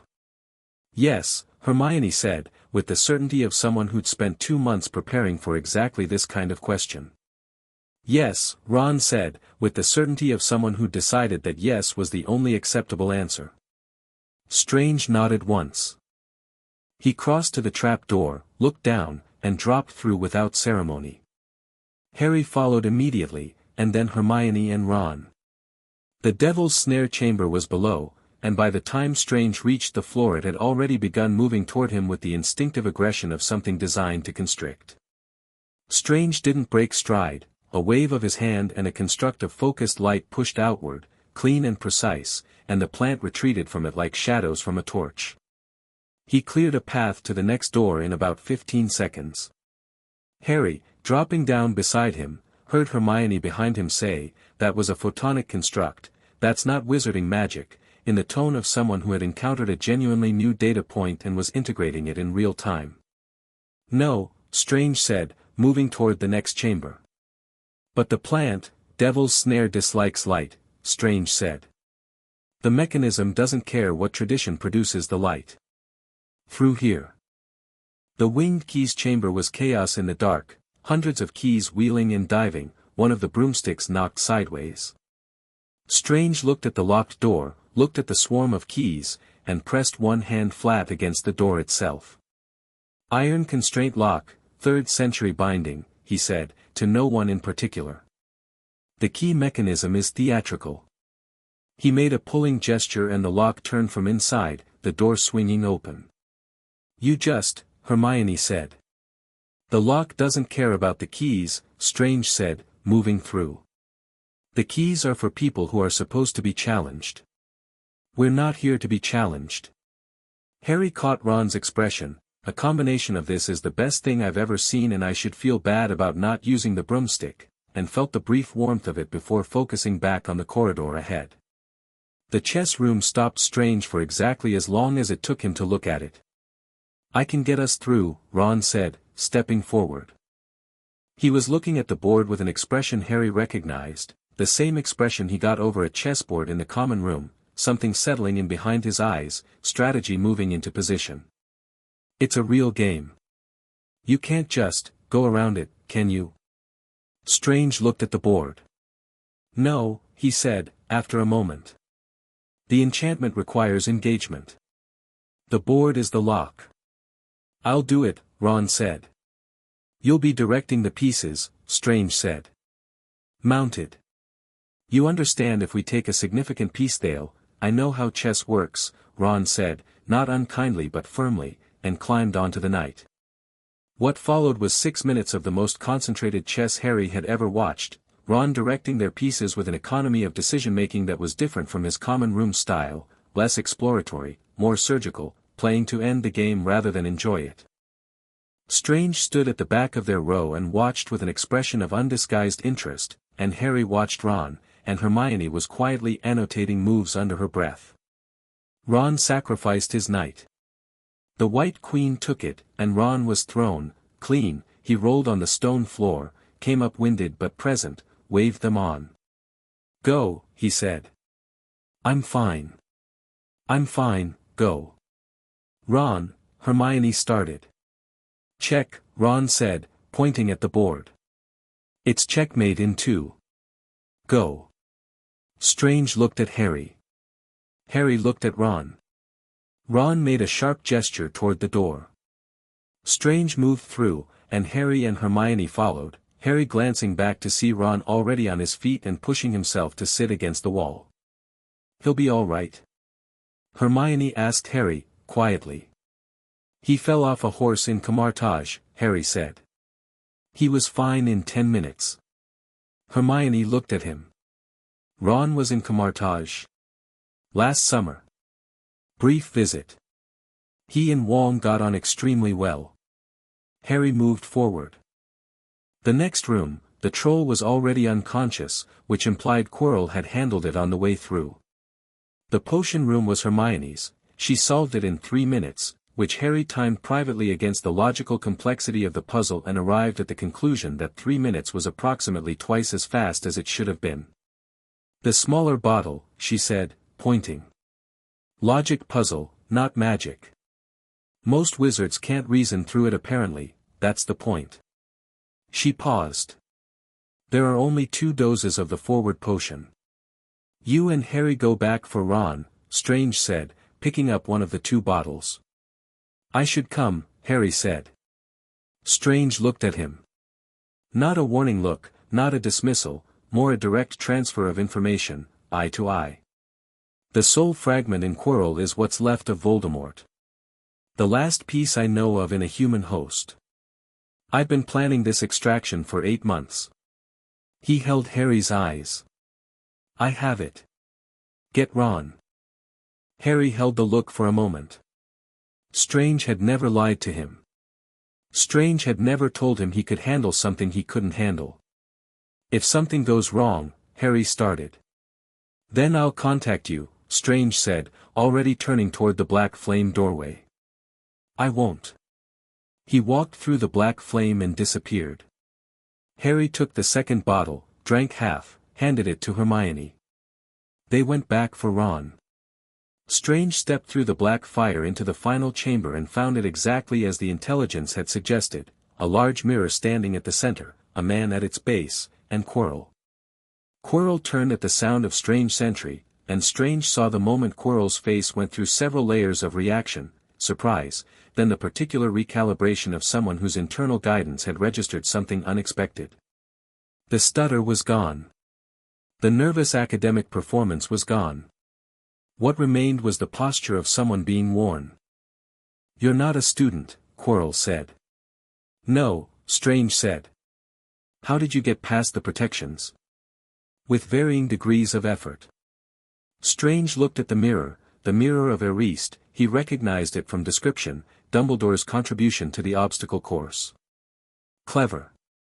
The stone would appear to the right person in the reflection, never coming out while they desired to use it. You haven't gotten it yet. Quirrell's mouth twisted. The mirror requires something there is a complexity to it. A pause. The quality of the pause told Strange that Quirrell was not fully in control of this conversation, that there was something behind the words checking them before they came out. You are the sorcerer. Strange. Yes. He knows of you. The voice had changed slightly, still Quirrell's larynx, Quirrell's mouth, but the cadence different, something older and more deliberate behind it. I have heard much of the master of the mystic arts. And I've heard much of you, Strange said pleasantly. Most of it from the contents of a child's body. 12 extractions. You stored yourself very thoroughly. A silence.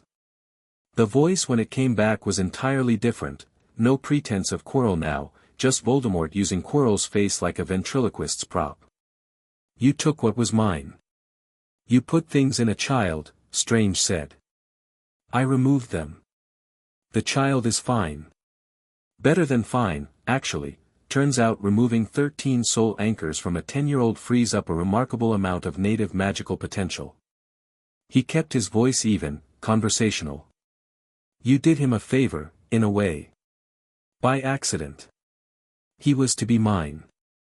The voice had an edge now, not quite emotion, not quite the fear Strange had identified as the root of Voldemort's entire personality, but something adjacent to both. A vessel. A tether. The prophecies are probability assessments with good PR, Strange said. They don't compel. They suggest. He took a step toward the mirror. I'm going to need you to tell Quirrell to step back from the mirror. You're going to take the stone. I'm going to put the stone somewhere you can't reach it. Flamel is old and tired and he'll understand when I explain it to him. Strange looked at Quirrell's face, looking for Quirrell specifically. The man was in there, somewhere, buried under months of parasitic possession. Your host is still alive. I can still get him out. But not if you push this. Something crossed Quirrell's face, complicated, internal, the conflict of a consciousness that had been subsumed but not entirely extinguished fighting against something that had eaten most of the room it used to occupy. Strange watched it with the attention of a diagnostician. Then Voldemort won, and Quirrell's hand came up, and the curse that left it was a killing curse, green and instantaneous and exactly where Strange had been standing. Strange was 4 feet to the left. He moved the way the Ancient One had moved, not reactive, not desperate, just somewhere else before the threat arrived, the geometry of avoidance so complete that the curse hit the stone wall and the backwash of it spread across the floor harmlessly. Strange brought his hands up. The crimson bands of Sidorak unwound from his wrists. Quirrell was fast, Voldemort's tactical intelligence operating through a body that had been a competent wizard before it was compromised. He threw 2 more curses in quick succession, changed directions mid-motion, tried to get behind Strange and between Strange and the mirror. Strange didn't let him. The bands caught Quirrell's wrists and Strange pulled him sideways, away from the mirror, away from the stone, and in the same motion drove a thread of diagnostic awareness through Quirrell's body to find the fragment. It was there. In the back of Quirrell's mind, wound through his memory architecture the same way the fragments had wound through Harry's, possessory rather than implanted, riding rather than embedded, which was different and actually easier. Not anchored. Occupying. This is going to hurt him, Strange said, to Quirrell. Not you. The fragment doesn't have pain receptors, it has, I suppose you'd call it terror. But Quirrell is going to hurt. Tell me if there's anyone you want me to contact when this is over. Quirrell's face did the complicated thing again. In the voice underneath Voldemort's voice, smaller and very frightened, Quirrell said, my mother. Tell her I was trying, and Voldemort took over again, but Strange had what he needed. He put his hands on either side of Quirrell's head and he pulled. Extraction on a possessed host was different from extraction from Harry, and Strange had prepared for the differences. Harry's fragments had been anchored, woven into magical architecture, stationary, requiring careful threading and patient leverage. Voldemort's occupation of Quirrell was dynamic, a living presence actively resisting, which meant the extraction had to match its motion, had to be faster and more aggressive. Strange had done 12 extractions. He was very fast now. Voldemort fought. The presence in Quirrell's mind threw everything it had against the extraction thread, curses that Strange deflected one-handed while maintaining the procedure with the other, reality distortions that the cloak absorbed and dispersed, a sustained attempt to reach out through the mirror for the stone that Strange blocked by simply stepping between Quirrell and the mirror.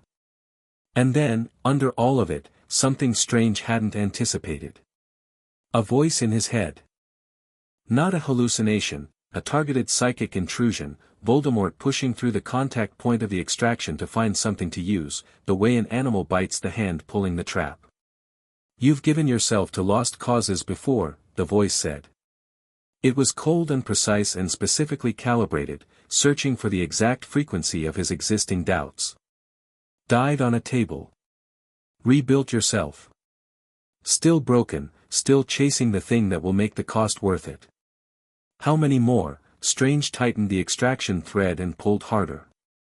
The boy will die anyway, Voldemort continued, the voice thinning as the pull increased.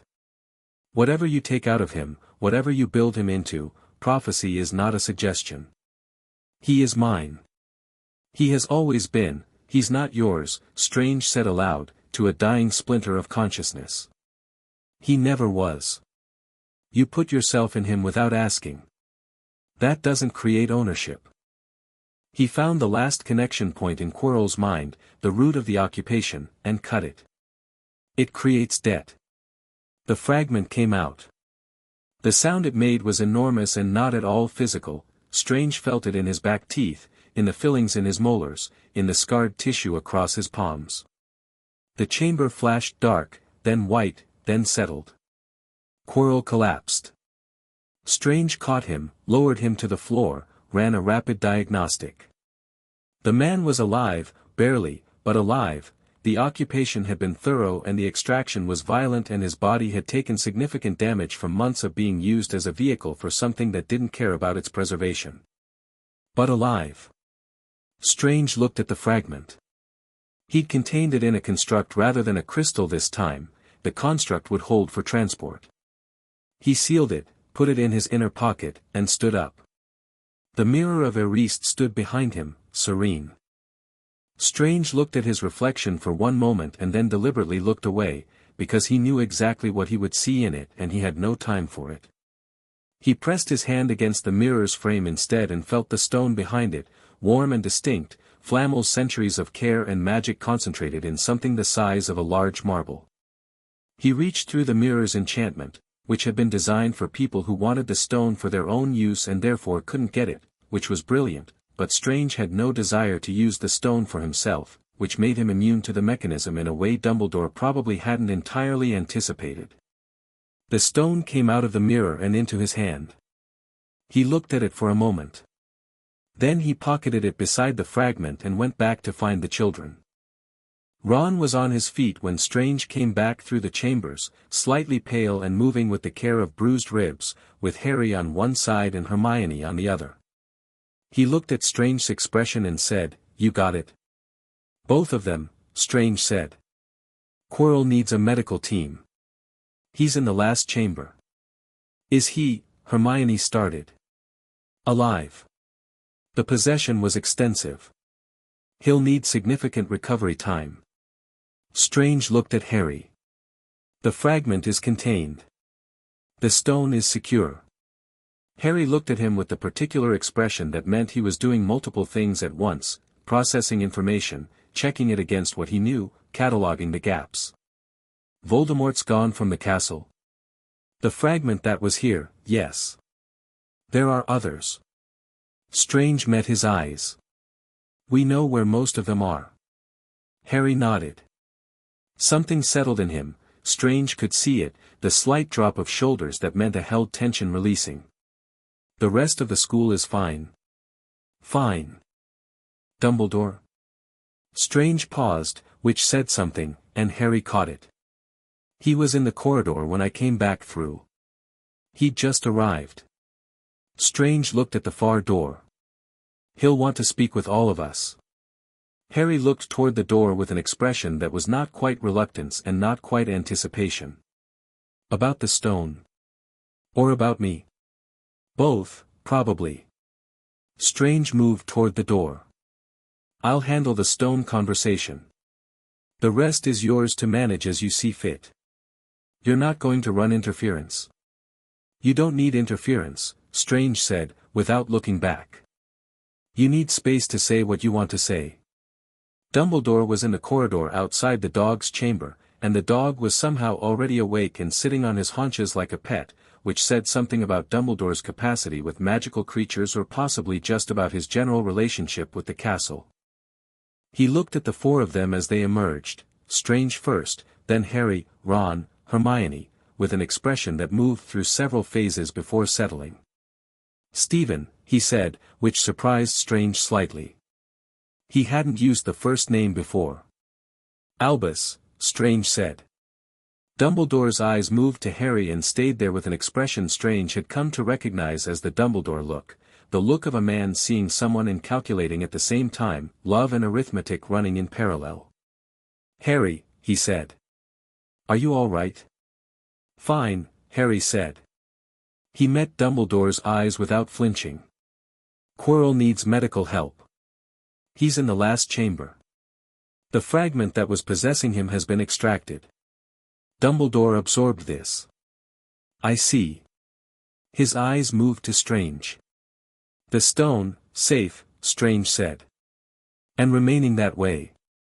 He met Dumbledore's eyes over the children's heads with the flatness he'd been developing specifically for this interaction. "Nicholas Flamel will be contacted. The stone will be moved to a location that is not inside a school." Dumbledore was quiet for a moment. "You went ahead without me. You weren't here." "I was, you were somewhere else." Strange kept his voice level. "Harry contacted me. I came. We handled it." He paused. "You arranged this entire obstacle course.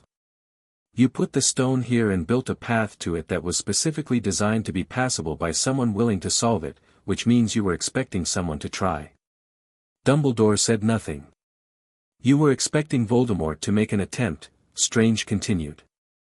"You positioned the stone as bait. Quirrell was the vector and you knew it or suspected it strongly enough to build a trap. He looked at Dumbledore steadily.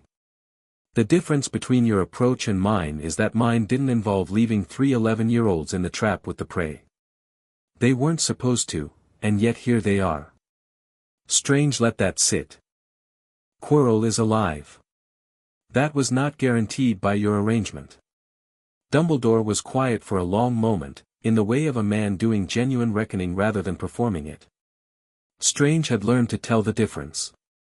The pale blue eyes lost some of their calculation and gained something more honest. You're right, Dumbledore said simply. Strange was mildly surprised by this, which probably showed. I made assumptions about vectors of resolution that didn't account for variables I should have accounted for. Dumbledore looked at Harry, Ron, and Hermione. Are any of you hurt? Ron took a fall in the chess room, Harry said. His ribs. Dumbledore turned to Ron with an attention that was suddenly entirely focused, and Ron seemed slightly taken aback by it. The full force of Dumbledore's care was, Strange had noticed, genuinely difficult to argue with even when you'd been arguing with everything around it. Can you walk comfortably? Yeah, Ron said. Mostly. We'll get Madame Pomfrey. Dumbledore turned back to Harry. There are things I'd like to speak with you about, Harry. Not tonight, tonight you should rest. But soon. Harry looked at him. Strange watched Harry's face, which was doing the calibrated thing, not hostile, not warm, assessing. I know what you want to talk about, Harry said. I'm sure you do. I know what you think has to happen. What you've been planning. Harry's voice was even, not accusatory, just clear. I want you to know that I've read the same texts you have. I know the arguments. And I want you to know, respectfully, that I disagree with your conclusion. Dumbledore looked at him for a long moment. I'm not saying that to be difficult, Harry said. I'm saying it because you should factor it into your planning. I'm not going to die for this.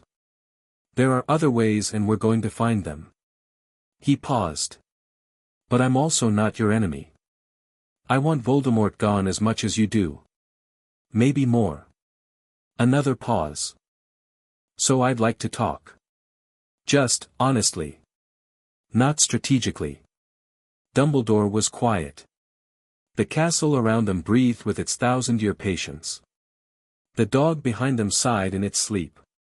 Honestly, Dumbledore said finally, and something in his voice was different, not the headmaster, not the strategist, something older and more tired and more genuine. Yes. I think I'd like that too. Strange took Harry, Ron, and Hermione up to the hospital wing, where Madame Pomfrey greeted Ron's ribs with professional horror and immediately confiscated him for treatment. Hermione sat on the chair beside his bed with a book and the expression of someone who had decided to not move until she was satisfied he was fine. Strange stood with Harry in the corridor outside the ward. You handled that well, Strange said. Dumbledore, you mean? All of it. Strange leaned against the corridor wall in the way he almost never leaned against things, a posture that had something of the end of a long day in it. You and your friends. Harry was quiet for a moment. He was looking at the closed door of the ward. I keep thinking about Quirrell, he said. He'll recover. That's not, Harry stopped. He was in there the whole time. Under Voldemort. Could you feel him? When you were extracting? Yes. Was he, Harry's jaw worked briefly. Was he there for all of it? Conscious for all of it? Intermittently, Strange said. Possession of that kind creates dissociation in the host. He was there for some of it. Not all. Harry was quiet. That's what the scars were like, he said. Isn't it? What I had, it was different, not the same, but, it was different, Strange said. The fragments in you didn't possess you. They suppressed and drained. Quirrell's situation was full occupation. He paused. But the experience of something else being present in your mind, yes. I think you understand that better than most people. Harry nodded slowly. I hope he's all right. He has a good chance. Strange straightened up. His mother will be contacted. Harry looked at Strange. You said that to him? Before you extracted? He asked me to. Something moved in Harry's face. He looked at the ward door again. Thank you, he said. For coming when I wrote. You knew I would. I know you would, Harry said. That's different from knowing it. Strange looked at him, at the kid with the holly wand and the ancient scar and the carefully healed marks on his arms, standing in a hospital corridor at midnight after his first serious contact with the thing that had been defining his life from before he was old enough to define anything himself. Get some sleep, Strange said. I will. Harry turned toward the ward. Then, not turning back, the fragment you extracted from Quirrell, the one in your pocket. I'll destroy it at the sanctum. And then there are 4 left. Harry said it not like a problem, but like a plan. The diary, the ring, the locket, and the unknown. And the snake, probably, Strange said. I've been working on confirming the snake. Harry turned then, and the expression on his face was something Strange filed away carefully, not determination, not fear, not even anticipation. Just clarity. The expression of someone who could see the full size of the thing in front of them and had decided to walk toward it anyway. Good, Harry said. Tell me what you need from me. Strange looked at him for a moment. Sleep, he said. I'll tell you the rest in the morning. Harry went into the ward.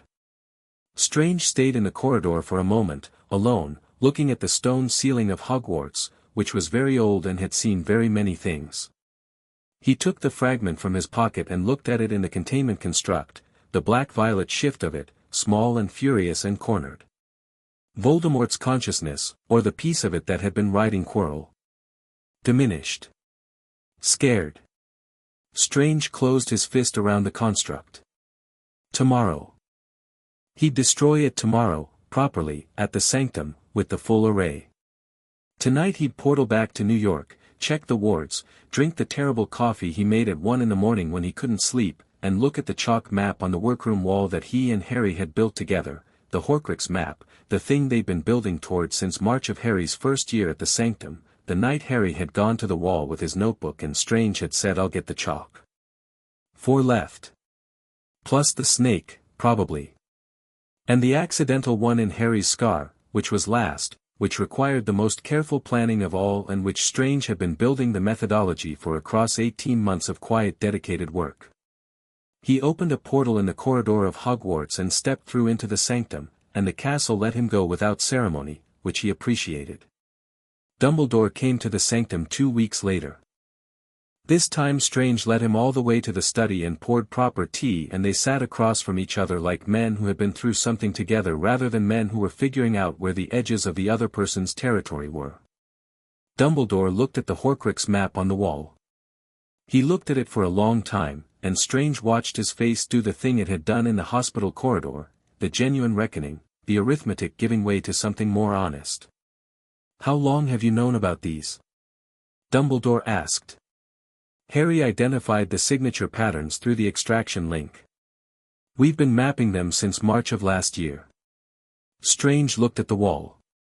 You knew about some of them. I suspected.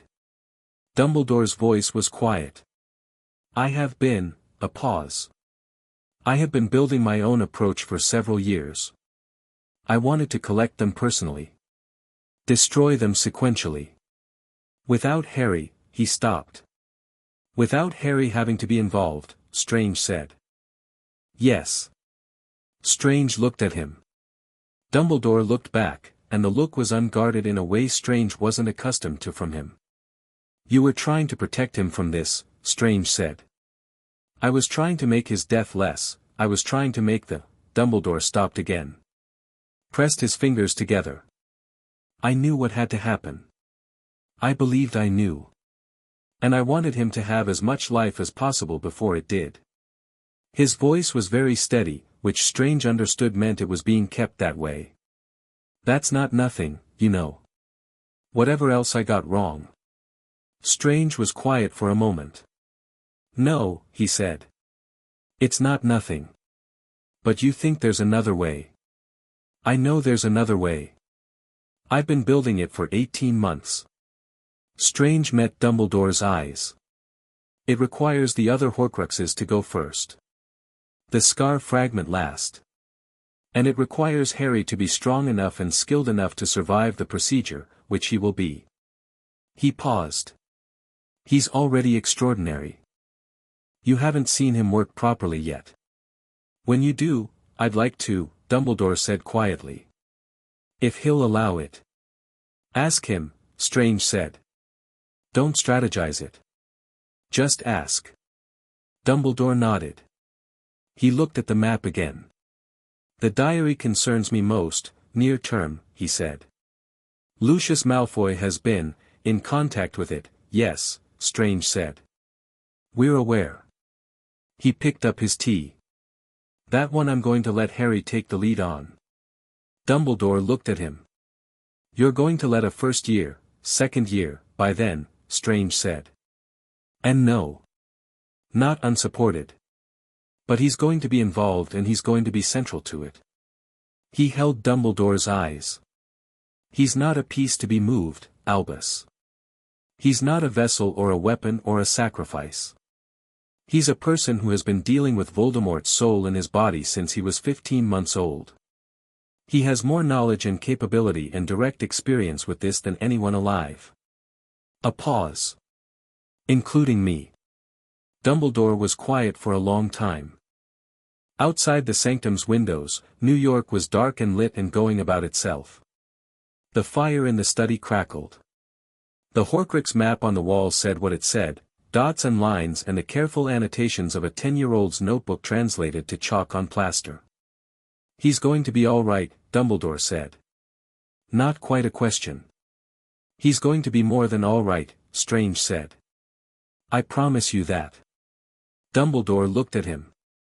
The pale blue eyes held for a moment and Strange saw something in them that surprised him again, as it had surprised him in the corridor, something that wasn't strategy at all, just an old man looking at evidence that something he'd grieved for might not have to be grieved for. He nodded once. They drank their tea. Chapter 5, The chamber below the diary appeared on the first day of September. Harry noticed it the moment he walked into the great hall for the start of term feast, not because he saw it, but because he felt it. The same soul fragment signature he'd spent 2 years being extracted from, the same dark oily pull, but different in texture from the 12 he'd carried. Where those had been embedded, settled, woven into biological architecture over years, this one was searching. Active. Pushing outward from wherever it was with the specific hunger of something that wanted to possess rather than anchor. He stopped in the doorway. Hermione walked into him from behind. Harry, someone brought a Horcrux into this school, Harry said quietly. Hermione went still. Ron, coming in behind her, nearly knocked them both forward and then caught the quality of the pause and stopped too. The three of them stood in the doorway while the rest of the second years flowed around them like water around stones. You can feel it? Hermione asked. Clearly. Harry looked around the hall, the tables, the students, the teachers. It's not on a person. It's in something. An object. He turned to look at the Slytherin table and held there. Ron followed his gaze. Malfoy? His father. Harry scanned Draco's robes, his bag, the way he sat. Draco caught Harry looking and held the eye contact with his usual performance of indifference, which didn't tell Harry anything because Draco always looked like that. Lucius Malfoy was connected to Voldemort. The diary was one of the fragments I identified through the extraction link. He looked at Ron and Hermione. It's in this room. We need to tell Strange, Hermione said. I already did. Harry moved toward the Gryffindor table. Last night. He's been monitoring the fragment signature since we got on the train. He sat down. He'll have felt the same spike I did. Ron sat across from him. So what's the plan? Same as always, Harry said. Watch. Map. Understand what it's doing before we move. Hermione sat down with her customary efficiency and immediately opened her notebook. She'd started keeping one over the summer, which Harry had noticed with something that felt like recognition. The diary Horcrux. Tom Riddle's diary, specifically. If the timeline is right, it was created before the others, possibly the first. Which means it contains an older, stronger fragment. More developed. It won't just be storing, Harry said.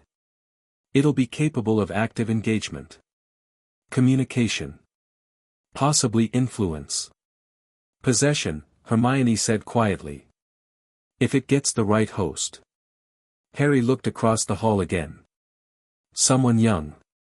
Impressionable. Someone with enough magical capacity for the fragment to work with but not enough experience to recognize what's happening. Ron was frowning. Ginny, he said. Both Harry and Hermione looked at him. My sister. Ron's voice was careful, controlled in the way it got when he was talking about something that frightened him. She's first year. She was excited about coming to Hogwarts all summer. Really excited, the way she gets about things. And she got a new diary, he stopped.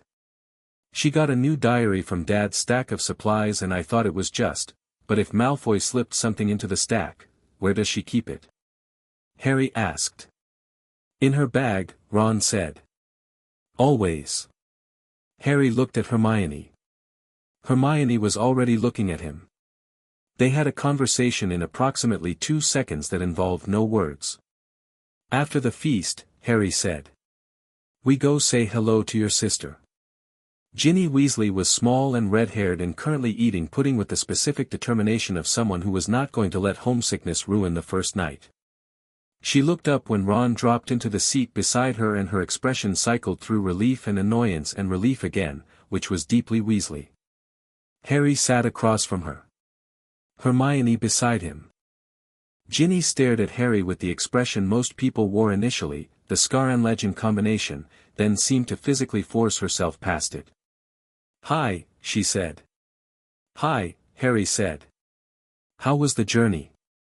Fine, Ginny said, and Ron immediately started talking to cover for her, which was kind and also useful because it gave Harry a moment to reach out his awareness carefully, gently, toward her bag on the bench beside her.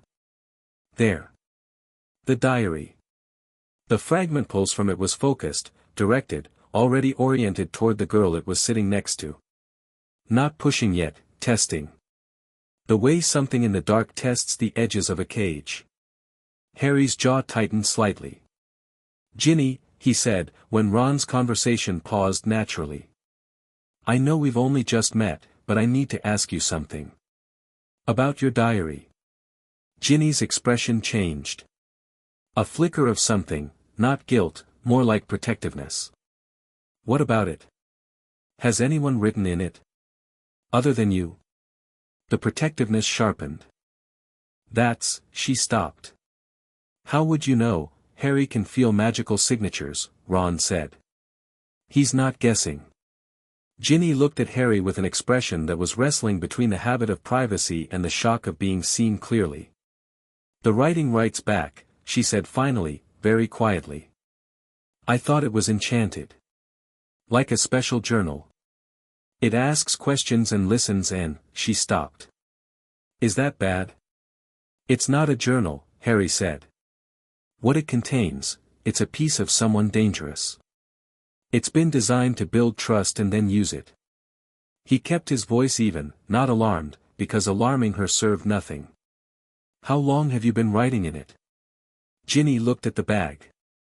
Since August.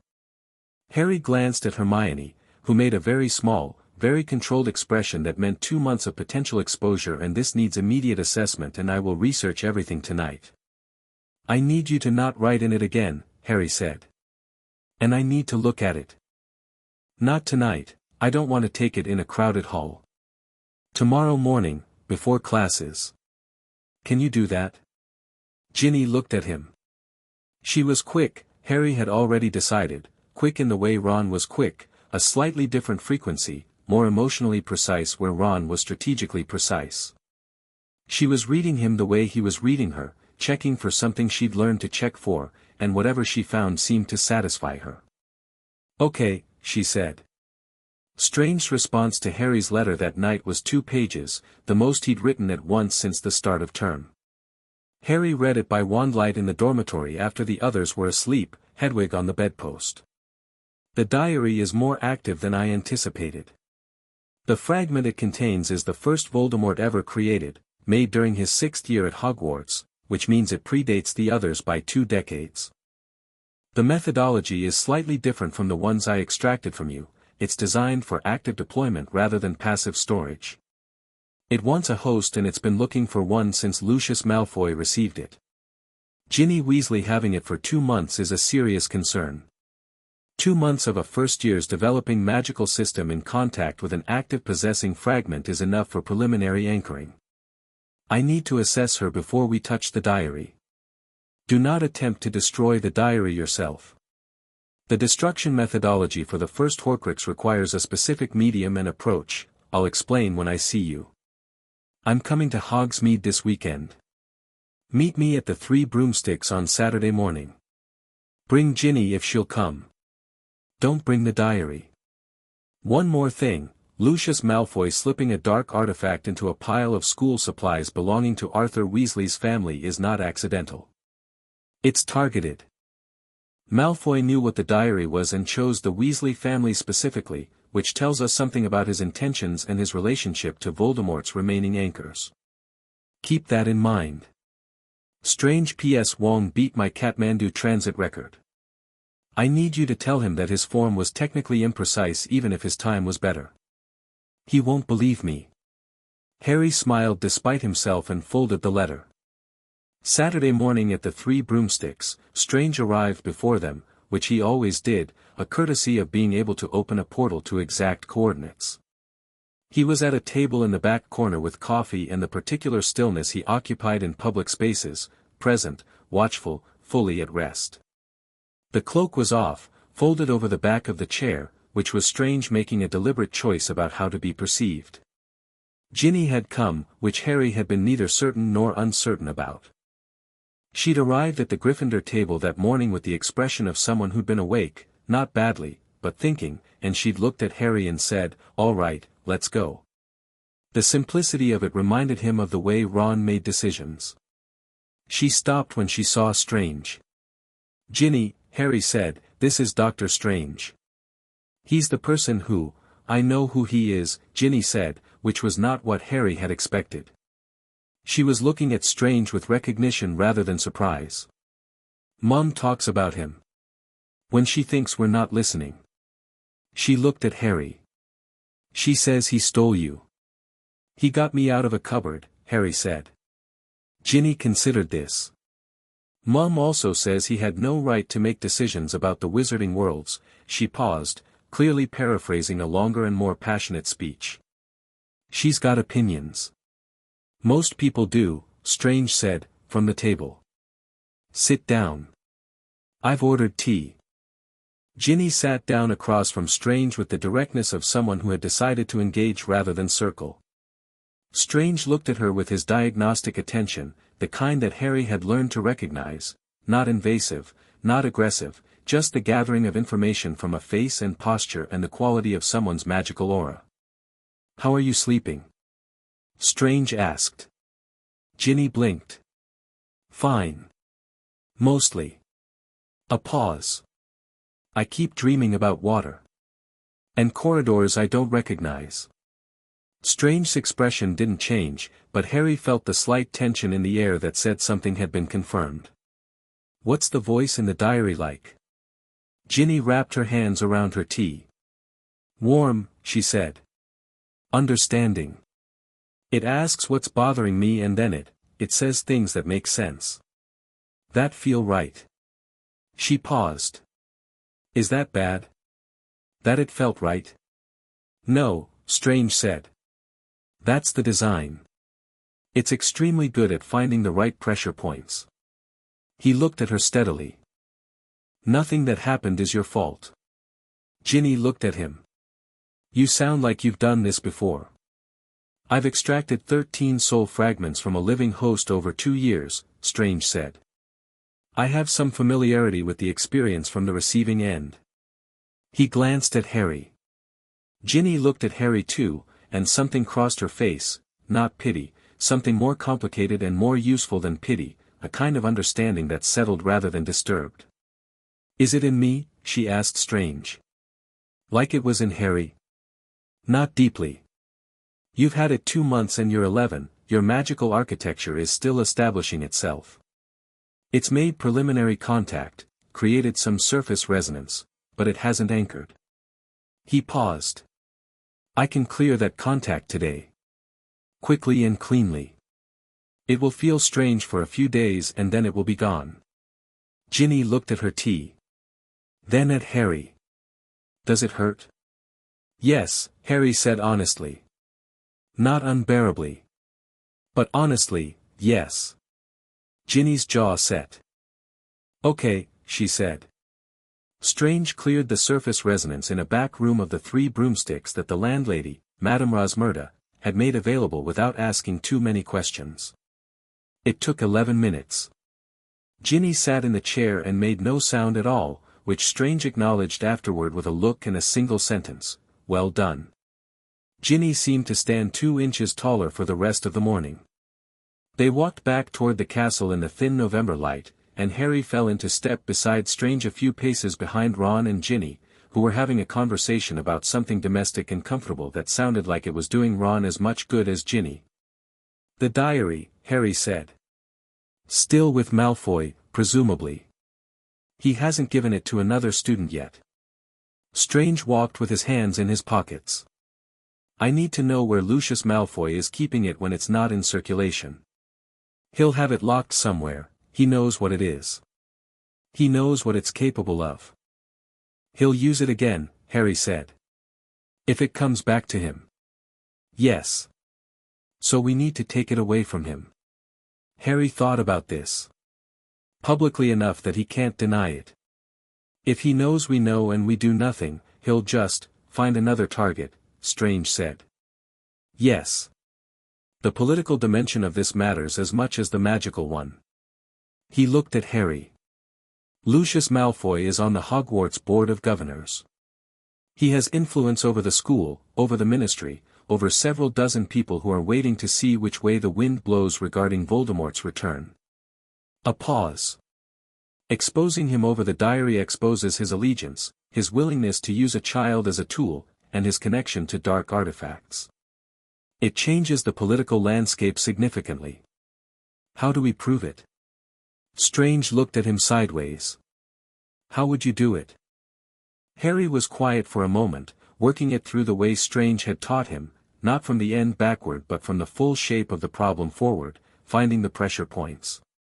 We need evidence of transfer, he said. That he gave the diary to someone. That it came from him. He paused. We need a witness. Or a confession. He's not going to confess. Not voluntarily. Strange paused. But Malfoy is protective of his son. Harry looked at him. Draco. Draco knows more than he said. He's been careful around you, more careful than he is around other people. He knows you can read situations. Strange stopped walking, let Ron and Ginny get further ahead. He also, I think, does not want to spend the next decade of his life becoming what his father expects him to become. He's 11 years old and he's more complicated than the performance. I noticed that, Harry said. I know you noticed. The question is whether you can use it. Strange started walking again. Not manipulate. Actually engage. The distinction matters. Harry thought about Draco at the sorting feast, the calculation, the recalibration, the I might be able to be useful to you. The thing underneath the performance that was younger and less certain. He thought about what Strange had said about people being different from their parents, in the context of Ron's skepticism, and about what that meant for Draco specifically. I'll talk to him, Harry said. He found Draco in the library on a Wednesday evening, alone at a table near the restricted section, which was specific enough to be interesting. Draco looked up when Harry sat down across from him and did the performance of not being surprised. "Potter," he said. "Malfoy." Harry put his bag down. "I want to talk to you about your father." Draco's face went very controlled very quickly, which was itself information.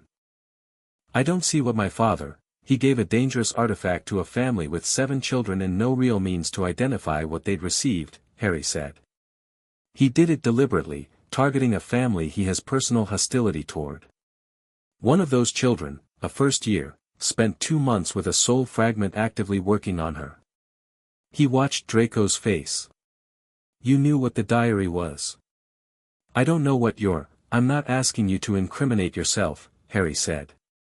"I'm telling you what I know, which is everything, and I'm asking you what you want to do with it." Draco was quiet. His fingers on the table were still, the studied stillness of someone managing a response rather than having one. "He's your father," Harry said. "That's not nothing." "I understand that." Draco looked up at him. Something in his expression broke briefly through the control, quick, genuine, then sealed again. "What do you want from me?" "The truth about where the diary came from. Publicly verifiable." "Madam Bones at the DMLE, not just Dumbledore. Dumbledore is too easy for your father to manage." Harry looked at him. "I'm not trying to destroy your family. I'm trying to stop your father from using children as instruments for a dead man's resurrection." "He's not." Draco stopped. His jaw worked. "My father believes in, I know what your father believes in," Harry said. "What do you believe in?" The silence was long. Outside the library windows the grounds were dark and the lake was dark and somewhere in the castle a clock was ticking toward curfew. "The diary came from our vault," Draco said, very quietly, not looking at Harry. "Gringotts, Chamber 6, the Malfoy family archive. Father removed it specifically before term started. I heard him tell Mother it was time to put it to use." He paused. "I don't know everything about what it is. But I know it's not a diary." "That's enough," Harry said. "That's what I needed." Draco looked up. His expression was complex and young and doing several difficult things at once. "Is she all right? The Weasley girl?" "She's fine," Harry said. "It was caught early." Draco nodded. Something eased in him. "Potter." He stopped. "Yeah. If my father finds out that he won't find out how," Harry said. "Not from me, not from anyone I tell." He met Draco's eyes. "You have my word." Draco looked at him for a moment with an expression that wanted to be skeptical and couldn't quite manage it, the expression of someone who has been waiting for a transaction and found something less comfortable and more real. He nodded once. Harry picked up his bag and left. Strange brought the case to Amelia Bones at the Department of Magical Law Enforcement on a Thursday morning in December, with Draco's testimony in a pensive certified memory and the surface resonance diagnostic on Ginny as evidence of deployment, and the Horcrux itself as Exhibit A. Harry wasn't there for it. He was in Transfiguration, which he would not have skipped even for this, because McGonagall's class was genuinely engaging and also because Strange had been clear, "I'll handle the legal mechanism. That's not your area and you don't need to be in the room for every fight." The owl arrived at lunch. Brief. Strange's handwriting. Malfoy's wand surrendered pending investigation. Removed from the Board of Governors pending investigation.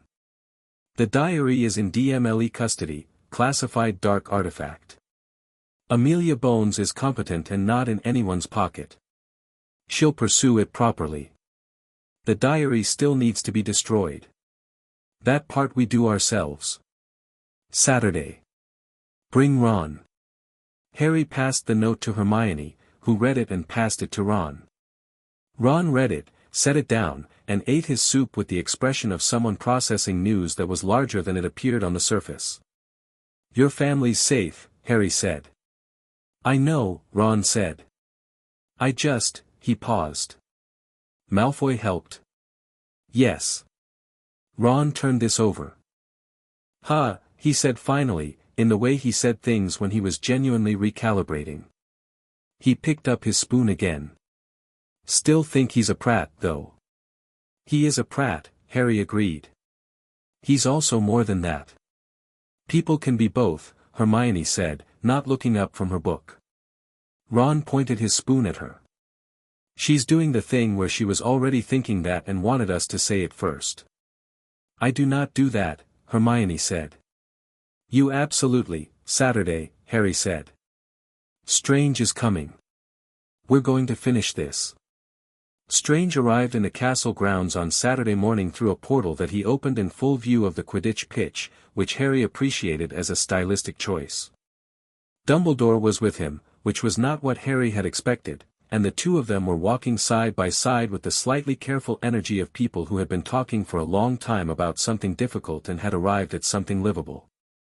Harry, Ron, and Hermione met them on the grounds. Dumbledore looked at Harry with the honest look, not the calculating one.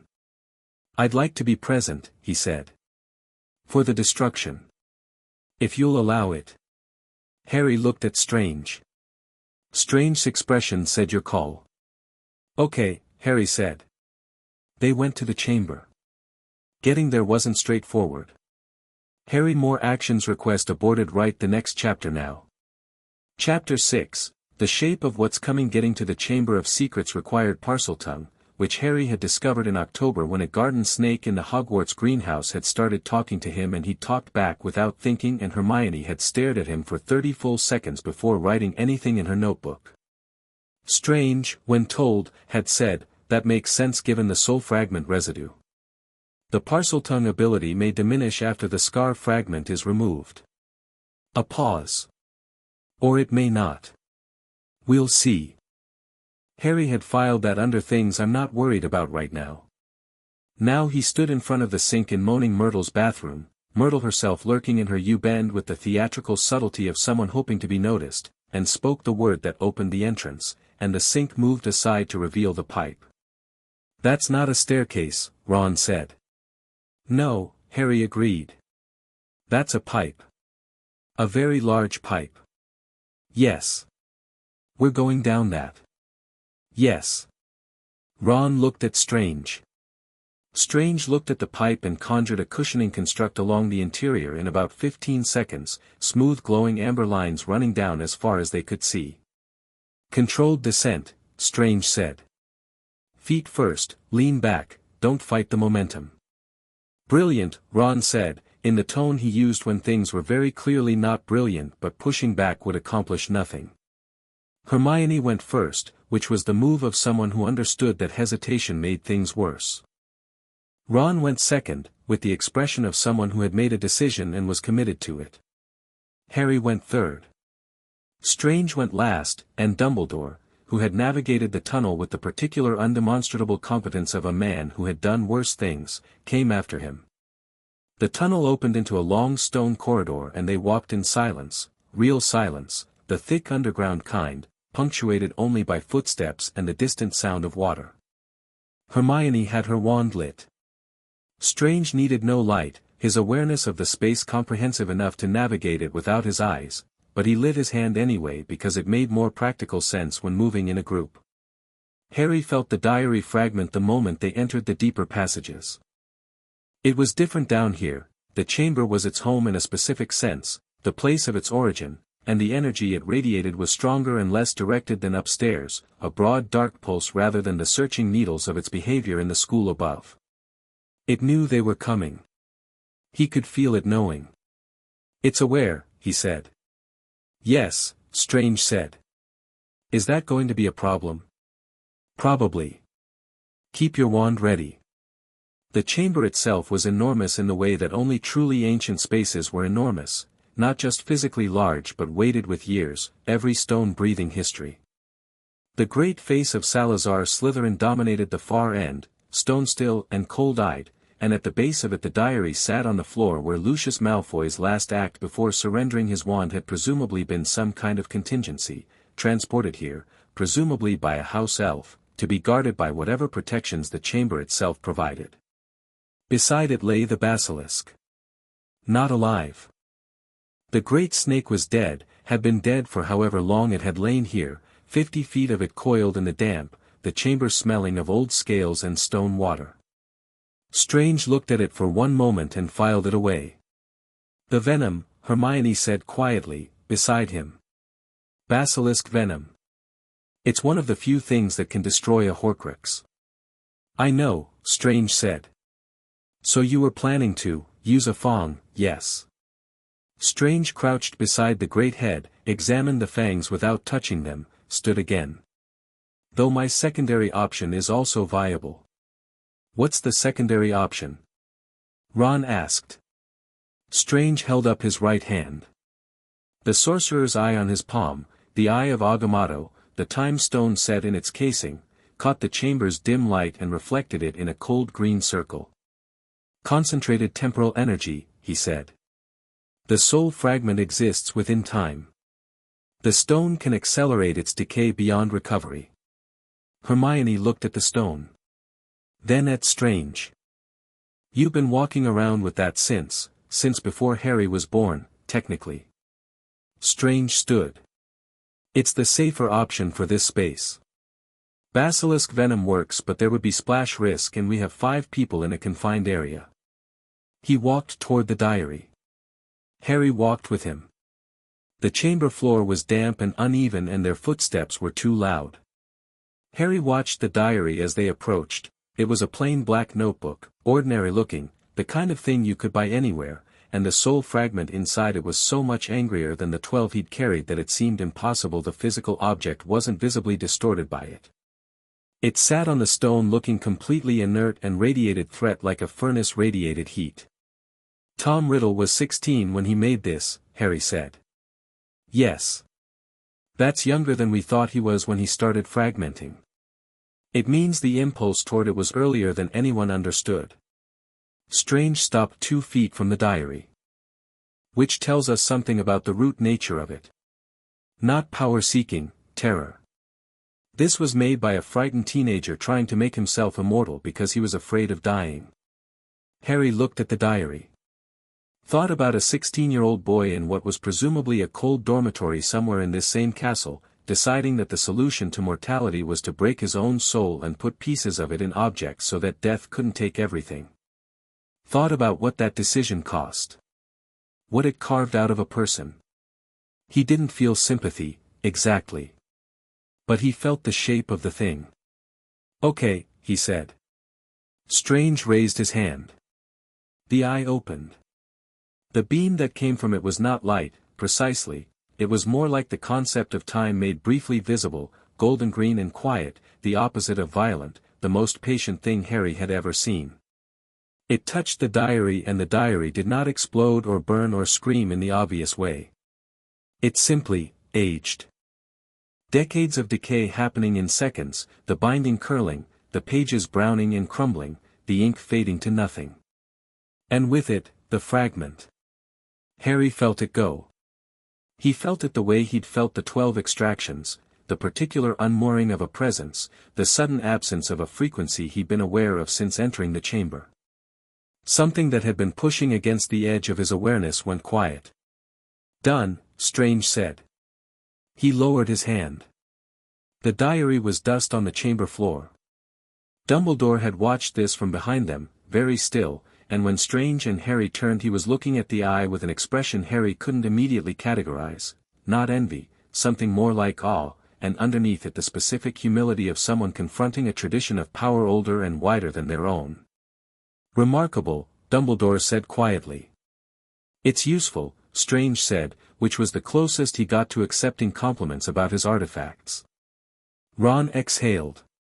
Right. So that's done. The diary's done. The diary is done, Hermione confirmed, already making notes. 3 more, Harry said. The ring, the locket, the snake. And mine. Strange nodded. This year? Ron said. No. The ring and the locket will take time to locate and approach safely. The ring especially, its protections are the most complex of what remains and the fragment inside it is the oldest, made when Voldemort was adult and fully in control of his methodology. Strange turned toward the exit, and they all followed, footsteps echoing against the chamber's ancient stones. This year we document. We plan. When the time is right, we move. Harry glanced back once at the chamber, at the great stone face, impassive and old, at the dead snake at its base, at the dust on the floor that had been a boy's earliest attempt at immortality. Then he turned and walked out. The political consequences arrived in January like a second winter. Lucius Malfoy's arrest had fractured something in the ministry that had apparently been held together by the specific gravity of his presence, like pulling a load-bearing stone from a wall. Within 2 weeks, 3 other senior ministry officials were under investigation for dark artifact possession. 2 members of the Wisingamot had quietly resigned. Amelia Bones was running on 4 hours of sleep and apparently enjoying every minute of it. The Daily Prophet was doing what the Daily Prophet did, which was oscillate between sensationalist outrage and confused defensiveness depending on who was writing on a given day, and the dominant story was some version of Harry Potter, Boy Who Lived, exposed dark conspiracy, questions raised about ministry competence. Harry read the articles with detached curiosity and returned to his Transfiguration homework. Hermione, however, read them with the systematic attention of someone mapping an ecosystem. The subtext is interesting, she said one evening, spreading 3 copies of the Prophet across the common room table. The articles that criticize Malfoy most strongly are the same ones that are most uncomfortable about Strange's involvement. They want the hero without the, she searched for the word. The parts that don't fit, Ron suggested. The parts that destabilize their categories, Hermione said, more precisely. Dr. Strange isn't a wizard. He's not part of any ministry-approved framework. The fact that he walked into the Department of Magical Law Enforcement with evidence that dismantled one of the most powerful men in the wizarding world and nobody could do anything about it, she tapped the papers. That frightens people. Good, Harry said, not looking up from his homework. Both Ron and Hermione looked at him. People should update their categories, Harry said. The wizarding world has been operating in isolation for too long. The protections have become walls. He set down his quill. Voldemort didn't emerge because the walls weren't high enough. He emerged because inside the walls people built structures that rewarded the worst impulses and nobody questioned them because the walls kept outsiders from seeing in. He looked at Hermione. The ministry officials under investigation aren't aberrations. They're products. Hermione was looking at him with the expression she reserved for when he said something she'd been building toward and hadn't articulated yet. You've been thinking about this since first year, she said. Since the Sanctum, Harry said. Strange and I talked about it a lot. He picked up his quill again. It doesn't change what we need to do right now, which is Transfiguration homework. But after everything with Voldemort, I think there's a lot of work to do. Ron leaned back in his chair.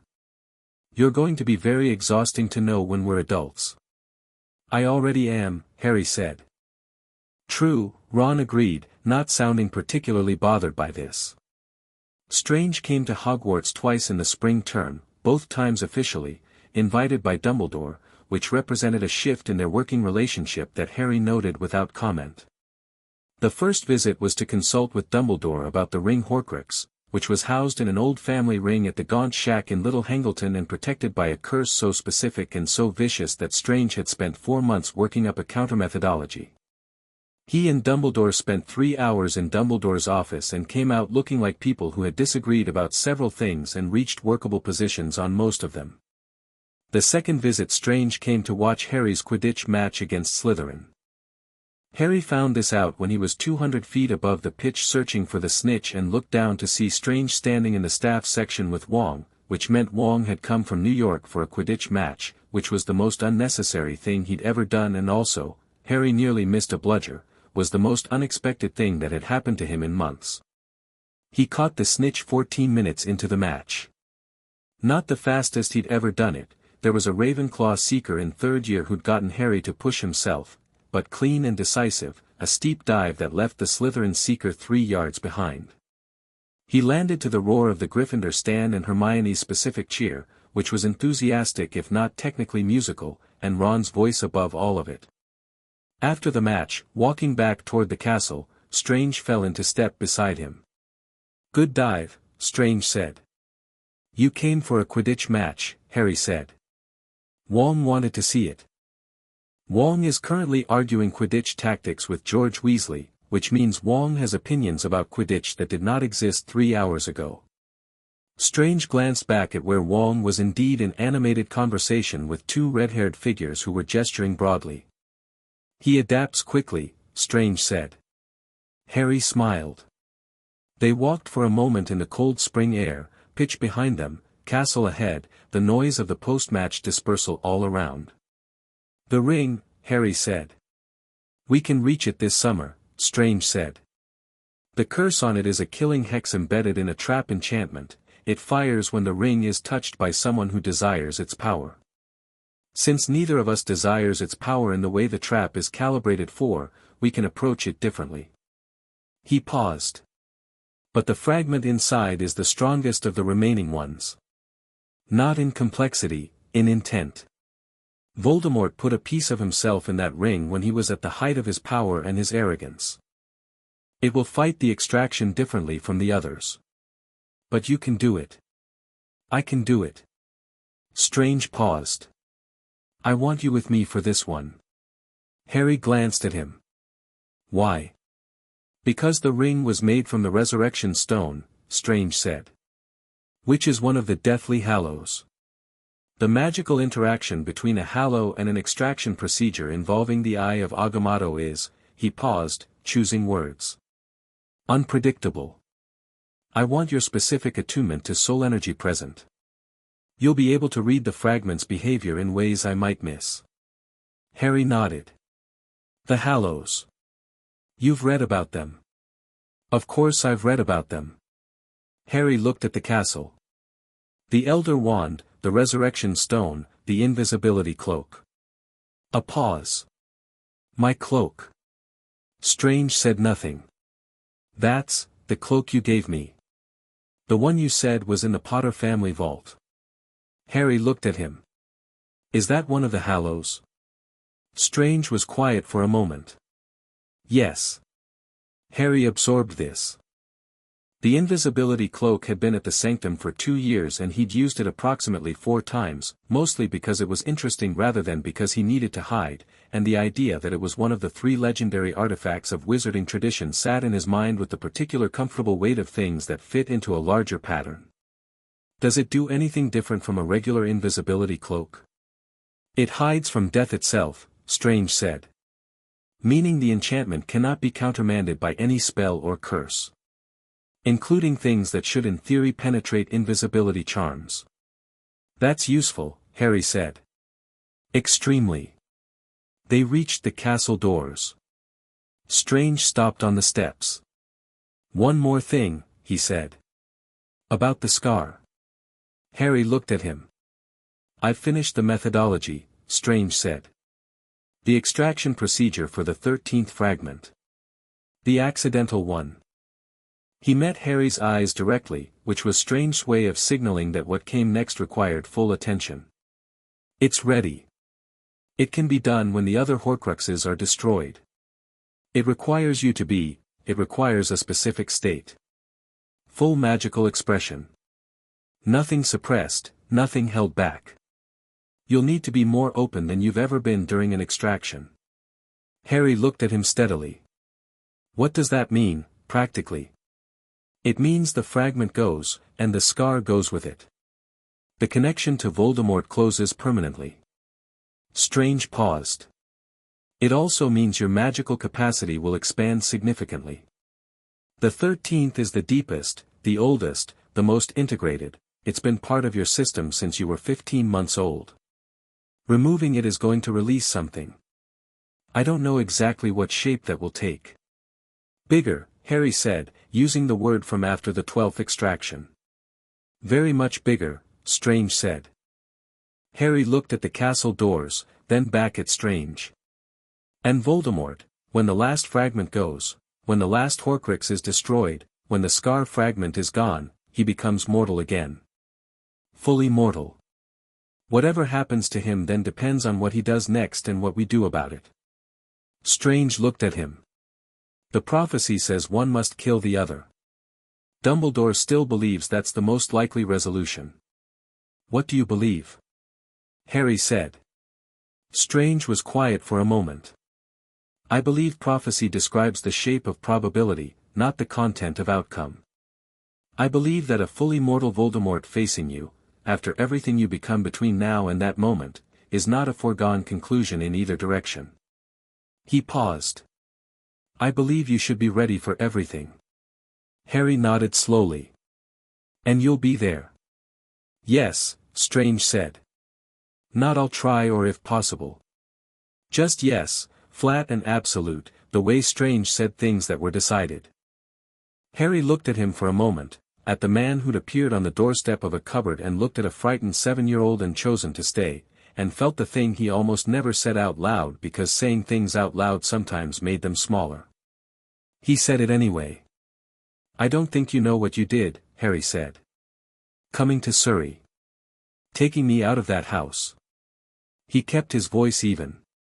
I know you know what you did technically. But I don't think you know what it meant. Strange looked at him. The expression on his face was the one he wore when he was feeling something he didn't have a practiced response to, not uncomfortable, not performing calm, just genuinely present with something unexpected. You would have been fine, Strange said. Regardless. The person you are existed before I got there. The person I am exists because you got there, Harry said. Those aren't the same thing. Strange was quiet. Behind them the grounds were emptying, students flooding back toward warmth and dinner, voices and movement and the ordinary noise of hundreds of people who didn't know they were standing inside a story. You're getting philosophical in your old age, Strange said finally, which was his version of I received that and it matters. Harry smiled. You're a bad influence. I've been told. The summer before third year was the summer they went to the Gaunt Shack. It was July. Harry's 13th birthday came and went with cake at the Sanctum and a card from Ron that was charmed to insult the recipient affectionately and a book from Hermione on advanced transfiguration theory that Harry started reading at the table while eating his cake. Strange watched this happen with the expression he'd stopped trying to suppress, the one that was fond in the specific way of someone who hadn't expected to be fond of anything. Wong had bought Harry a punching bag, which Harry used immediately. They went to Little Hangleton 3 days after the birthday. Just Strange and Harry. Dumbledore had offered to come. Strange had declined on the grounds that 3 people navigating the curse trap was more complicated than 2, and Dumbledore had accepted this with only slight evidence of finding it unsatisfying. The Gaunt Shack was a ruin at the edge of the village, sunk deep into overgrowth, the magic around it so old and so dark that the air tasted different 100 yards out. Harry felt the ring's fragment from 50 feet, the signature was thick and rich with old power, completely different from the diary's searching hunger. This was the fragment of a man at his peak, massive and self-certain, a piece of soul that remembered being powerful and wanted to be powerful again. Strange had explained the approach 3 times across 2 weeks of preparation. Harry could have recited it backward. Ready? Strange said. Harry looked at the shack. His wand was in his right hand, the sling ring on his left. He could feel the curse trap in the architecture of the shack's entrance, a layered thing, elegant in its way, designed to fire the moment someone reached for the ring with any kind of desire. He reached into his awareness and felt for the fragment and found it, dark and waiting inside the ring inside the ruin, and held his perception there without pushing. Yes, he said. They went in. The curse trap fired exactly as Strange had predicted. The moment the ring's magical field registered their approach, a green burst of killing hex energy launched from the ring itself toward the nearest person. Strange deflected it with a shield that cost nothing, absorbed it clean, and Harry was already at the cabinet in the far corner before the echo of it had finished. The ring sat on a rotted shelf like it owned the space. Gold, cracked stone in the setting, the resurrection stone dull and dark. Harry looked at it without touching it. Felt the fragment inside. This one knew him.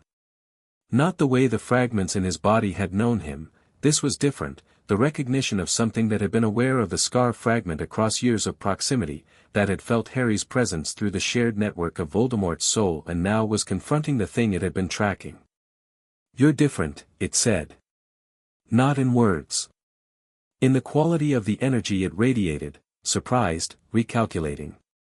"Yes," Harry said, aloud. Strange glanced at him. "It's communicating."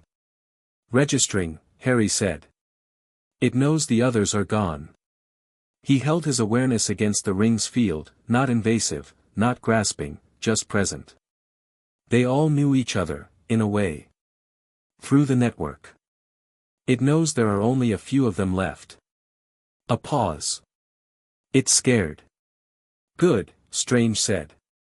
He raised the eye. Harry kept his awareness where it was, a steadying anchor, the attunement Strange had asked for, and he felt the fragment's behavior through the temporal energy the same way he'd felt the removal of fragments from his own body. He could read the resistance points, the places where the fragment doubled down, and he spoke them aloud as Strange worked. "It's pulling toward the stone in the setting. It's trying to use the hallow as a buffer. It's going to try to redirect," and Strange adjusted, precisely, and the extraction took 11 minutes, which was fast for a fragment this strong, and when it came out the ring sat empty and dull and the gaunt shack was just a ruin. Harry let his breath out. "Clean," Strange said, examining the containment construct. "Clean," Harry confirmed. They stood in the ruin for a moment. Outside, through the broken window, Little Hangleton went about being a village in summer. Birds. Traffic. The sound of someone's radio through an open window. The extraordinary ordinariness of the world that had no idea what happened in the buildings at its edges. "Two more," Harry said. "The locket. The snake." "The locket is in the Ministry," Strange said. "Specifically in the Department of Mysteries, which it reached through a chain of owners I've mapped back to a Death Eater named Mundungus Fletcher. Bones knows it's there, but she's been careful about how to classify it legally." "And Nagini," Harry said. "The snake. Voldemort's familiar. He'll have her close when he returns. She's the one we can't reach until he does." Strange pocketed the containment construct. "Which means we need to be ready for his return." Harry looked at him. "He's building a body." "Yes." "When?" "Within the year," Strange said. "The loss of each Horcrux accelerates his desperation. He knows they're being destroyed, he can feel it through the soul network the same way the fragments could feel each other. He knows he's running out of time to rebuild." Harry nodded. He turned the holly wand over in his fingers, a habit he'd developed, not nervous, more meditative, and looked at the empty ring on the shelf. The resurrection stone in the setting was dull and cracked. He thought about the legend of it: bring back the dead, summon shades, hold on to what was gone. He left the ring where it was. The locket was a different kind of problem because it required politics rather than magic, and politics in the wizarding world moved like cold treacle. Strange spent 3 weeks working with Amelia Bones on the proper legal framework for accessing a dark artifact in Ministry custody that was classified under 3 separate non-disclosure provisions, and Harry spent those 3 weeks at Hogwarts in third year's opening weeks reading the letters Strange sent about the legal obstacles with the specific appreciation of someone who found bureaucratic obstruction genuinely illuminating as a social phenomenon. The locket came out of the Department of Mysteries on a Thursday in October.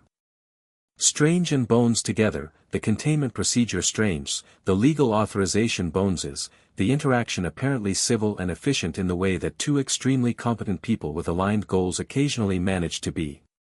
Strange's letter that night was brief: locket destroyed.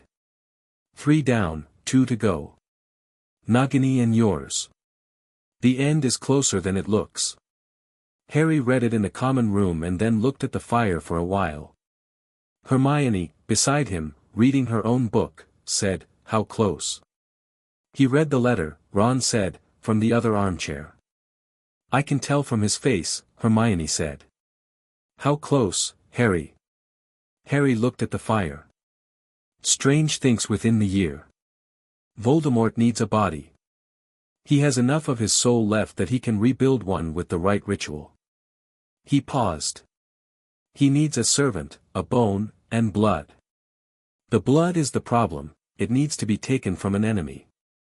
Specifically me. The common room was quiet around them, other students doing what students did, oblivious. We're not going to let that happen, Hermione said. Obviously not, Harry said. But we need to be realistic about how Voldemort plans. He's not reckless when he's this close. He'll move through someone, a servant, someone who can get close enough to take blood without a direct confrontation. He paused. Pettigrew is still at large. He's been hiding as a rat in a wizarding family for 12 years. Ron sat up slightly. Scabbers, he said. Harry looked at him. Yes. Ron's face went through something. Not shock, he'd known since the conversation last year when Harry had mentioned Pettigrew in the context of the Horcrux map, had filed it away with the characteristic Ron steadiness that was actually the clearest sign of how unsettled he was by something. He was my rat for 3 years, Ron said. I know. He slept in my bed. I know. I'm sorry. Ron was quiet for a moment. Then he said, what do we do about him? Strange has been trying to locate him since last year. He keeps slipping tracking attempts. Harry looked at the fire again. The answer to Pettigrew is probably Sirius Black. Hermione looked up from her book. Your godfather, she said. Yes. He's in Azkaban for a crime he didn't commit, Pettigrew's crime. The one that got my parents killed. Harry's voice was level.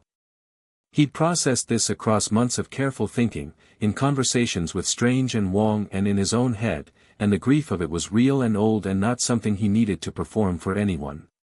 He's innocent. Getting him out of Azkaban requires evidence of Pettigrew's existence and survival, which requires finding Pettigrew. Strange is looking, Hermione said. Strange is looking, Harry confirmed. And I've written to Sirius. Both Ron and Hermione looked at him. Through the prison post, Harry said. Which is monitored but not, I was careful about what I said. Enough to tell him I know he's innocent and I'm working on it. He paused. He wrote back. What did he say? Ron asked. Harry was quiet for a moment. He said he knew my mum's favorite flower was lily of the valley. Not irises like everyone always says in the stories. He said she hated irises because they smelled like hospitals. Harry paused. And he said if I look like James but I've got Lily's eyes, I should make sure people know which part is which. The fire crackled. That's, Ron said, and seemed to run out of words. Yeah, Harry said. Hermione reached over and covered his hand with hers, briefly, and went back to her book. It was exactly the right gesture, present but not heavy, acknowledgement without performance. Harry looked at her hand for a moment and then at the fire. He thought about a woman with red hair whose face he still couldn't quite see but who hated irises because they smelled like hospitals. He thought about Sirius Black in Azkaban with Dementors and 12 years of someone else's crime pressing down on him. He thought about Strange in Surrey on the doorstep of a house and what it had cost him, the choice of it, and what it had become. He thought about the scar on his forehead and what Strange had said about the procedure. More open than you've ever been. Nothing suppressed, nothing held back. He thought about being ready. Voldemort came back in June. Not the gradual re-emergence Harry had been tracking for 2 years. The ritual at Little Hangleton, Pettigrew's doing, the traitorous little creature having slipped Strange tracking for 3 years through sheer craven smallness, was completed in a night, and Harry felt it happen from his bed at Hogwarts at 2 in the morning when his scar lit up like it was trying to leave his skull. He was dressed and in the common room with his wand before the pain fully registered as pain rather than signal. Hermione was 20 seconds behind him. Ron 30. They'd been sleeping in the same formation for 3 years and this was where all those small calibrations resolved. He's back, Harry said. The ritual, Hermione started. Pettigrew. Last night. Little Hangleton. Harry pressed his hand against the scar, not to soothe it but to read it. He used someone else's blood. Not mine. He looked up. He was supposed to use mine but he couldn't get close enough, so he improvised. He's back but the binding is weaker. Less stable than it would have been. Ron was already at the window. Strange, the portal opened in the middle of the common room, startling 3 other Gryffindors who'd been woken by the general magical disturbance and had appeared at the stairs. Strange stepped through, fully dressed, the cloak moving at his shoulders with unmistakable purpose. His eyes went straight to Harry. How does the scar feel? Active. Not as strong as I expected. Harry held Strange sighs. He used a substitute for the enemy's blood. Someone who had been in contact with me, close contact, for long enough to carry a residual signature. He paused. Pettigrew. Strange's jaw tightened. Pettigrew was close enough to, he was Scabbers for 3 years, Harry said. He slept in Ron's dormitory. He was close enough to me dozens of times. Enough for a residual blood trace. He kept his voice even. The binding is imperfect. What does that mean for the ritual? It means the body is stable but the power transfer is diminished, Strange said. Voldemort will know it immediately. He'll be furious. He'll also be impatient to correct it. He looked at Harry. He'll come for you directly. Sooner rather than later. Harry nodded. He'd been thinking about this moment for 3 years with the part of his mind that Strange had trained in strategic planning, and the thinking was done. He knew what had to happen and in what order and what it required from him. Nagini, he said. She'll be with him. We need to find him before he finds us. Harry looked at Strange. Not to hide from him. To control where it happens. Strange looked at him for a long moment. We're discussing this now. At 2 a.m, 3rd year. We've been discussing it for 3 years, Harry said. Now it's just real. Strange was quiet. Then he nodded, once, decisively. The Sanctum. All 3 of you. Tonight. He looked at Ron and Hermione, who both looked back with the expressions of people who had decided a while ago that wherever Harry went they were going. Go get your things. The Sanctum received them at 3 a.m. with the warm particular readiness it had developed for Harry over 6 years, the lights adjusting, the ambient enchantment settling, the building knowing the person who lived here was home. Harry walked in and felt it the way he always felt it, as distinct from the castle's warmth, more deliberate, more attentive, the warmth of a place that had chosen rather than simply accumulated. Wong was in the kitchen, because of course he was. Ron sat at the table and accepted food with the automatic gratitude of someone who processed anxiety through eating. Hermione sat beside him and opened her notebook immediately, which was how she processed anxiety through working. Harry stood in the kitchen doorway for a moment and then went to the workroom. The chalk map was still on the wall. He stood in front of it with his arms folded and looked at the chain of destroyed Horcruxes, diary, ring, locket, marked with a single clean line through each, and the 2 remaining, Nagini and his own scar, the 13th, the accidental one. Strange appeared in the doorway behind him. The procedure, Harry said without turning around. For the scar. You said it needs full magical expression. No suppression. Yes. Explain exactly what that means. Strange came to stand beside him, looking at the map. The 13th fragment has been part of your magical system for 13 years. Your magic has developed around it, incorporated it, built itself in response to its presence. Removing it is the most invasive procedure of all, more than any of the 12, because those were external impositions, but this one has been with you since before your magic even knew what it was. He paused. The procedure requires your magic to be fully active, not directed, not controlled, just expressed. Open. The way it was when you were very young, before you learn to manage it. Before I had to manage it, Harry said. Before that. Harry looked at the scar entry on the map. When? After Nagini, Strange said. After Voldemort is mortal again. After the last anchor is gone. He paused. But also, the procedure will be most effective if Voldemort is present when it happens. Harry turned to look at him. The scar fragment is connected to him. Not just a stored piece, it's been in ongoing low-level contact with his consciousness for 13 years, through every stage of his diminishment and his return. When he's physically present and using his magic, the connection is active. The fragment is most accessible when that connection is live. Strange met his eyes.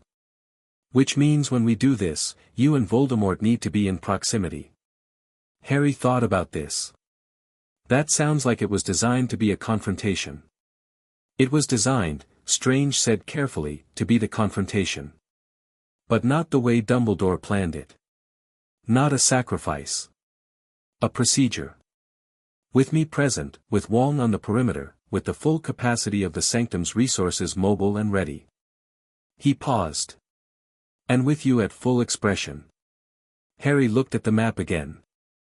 At the full chain of it, Surrey to New York to Hogwarts, the Chamber and the Gaunt Shack in Gringotts and every stone in the path that had led here.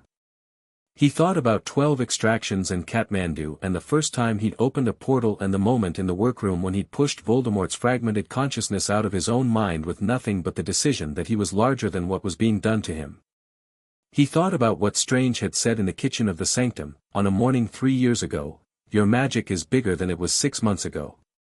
Those 4 fragments combined are smaller than what we've already removed. They're reacting because they're scared, not because they're strong. Feel the difference. He looked at the map. At his own name, at the scar entry, at the procedure Strange had been building for 18 months. I'm ready, he said. Strange looked at him. Not checking whether it was true, he could already tell it was true. The look was something else, something that took Strange a moment to identify as its own category. I know, Strange said. Harry turned toward the door. Ron and Hermione are going to want to be involved. They will be involved. Not on the outside of things. Actually involved. Harry, Ron's tactical thinking is better than anyone gives him credit for and Hermione's research has been foundational to 3 of our last 4 moves, Harry said. They're not bystanders. They're part of this. Strange was quiet for a moment. Yes, he said. They are. Harry nodded. He was at the door when Strange spoke again. For what it's worth, Strange said, in the quiet voice he used for things that mattered, I'm proud of who you've become. Harry stood in the doorway. He didn't turn around, not because he was avoiding it, but because some things were easier to receive facing away, because being seen sometimes required a small distance to be bearable. You made it possible, Harry said. You made it happen, Strange said. Those aren't the same thing. Harry recognized his own words from the spring. He almost smiled. Get some sleep, Strange said. Tomorrow we plan. Harry went down the corridor toward his room, past the walls of the Sanctum that knew him, past the reading room where his notebooks were stacked in the order he'd left them, past the kitchen where Wong was still apparently feeding Ron. He could hear Hermione's voice from in there, asking about something, and Ron's voice responding, and the sounds of the Sanctum settling around all of them like something that had been expecting this exact configuration for a long time. He went to his room. Sat on the edge of the bed, not the floor, hadn't been the floor since the first month, the bed was his without question now. He pressed 2 fingers to the scar on his forehead, the way he always did when it was active, and felt the connection through it, diminished, imperfect, Voldemort furious and impatient somewhere in England in a new body with blood that wasn't quite right. Soon, the scar said. Or maybe Harry said it to the scar. The distinction was hard to make. He lay back. Thought about the procedure. About full expression, nothing held back. About what Strange had said, the person you are existed before I got there, and what Harry had said back, "The person I am exists because you got there," and how both were true simultaneously, how that was the thing about people, the infuriating and entirely comforting thing, that you were made by circumstance and also entirely yourself regardless. He thought about Sirius in Azkaban who was innocent and who knew his mother hated irises. About Pettigrew who would be found eventually. About Dumbledore who had been wrong about something enormous and was living with that reckoning and doing it honestly. About Voldemort who had been 16 and frightened and had made every wrong choice available to him in response to that fear, and who was now a man with almost no soul and a borrowed body and a dwindling number of places to run. He thought about what Strange had said 3 years ago, over a bowl of rice in the Sanctum's receiving hall. Then you're not a storage vessel anymore. You're just yourself. Whatever that turns out to be. Harry Potter lay in the dark in the Sanctum Sanctorum, 13 years old, the last Horcrux still living in his scar, fully himself for the first time and entirely ready for the rest of it. Outside, New York breathed and moved and didn't wait. Tomorrow they would plan. After that they would act. And when the moment came, in a field or a courtyard or a room full of the living and the dead and whatever waited beyond both, he would be exactly what Strange had made space for him to be. Not a weapon. Not a sacrifice. Not a vessel. Just Harry. And Harry, it turned out, was more than enough.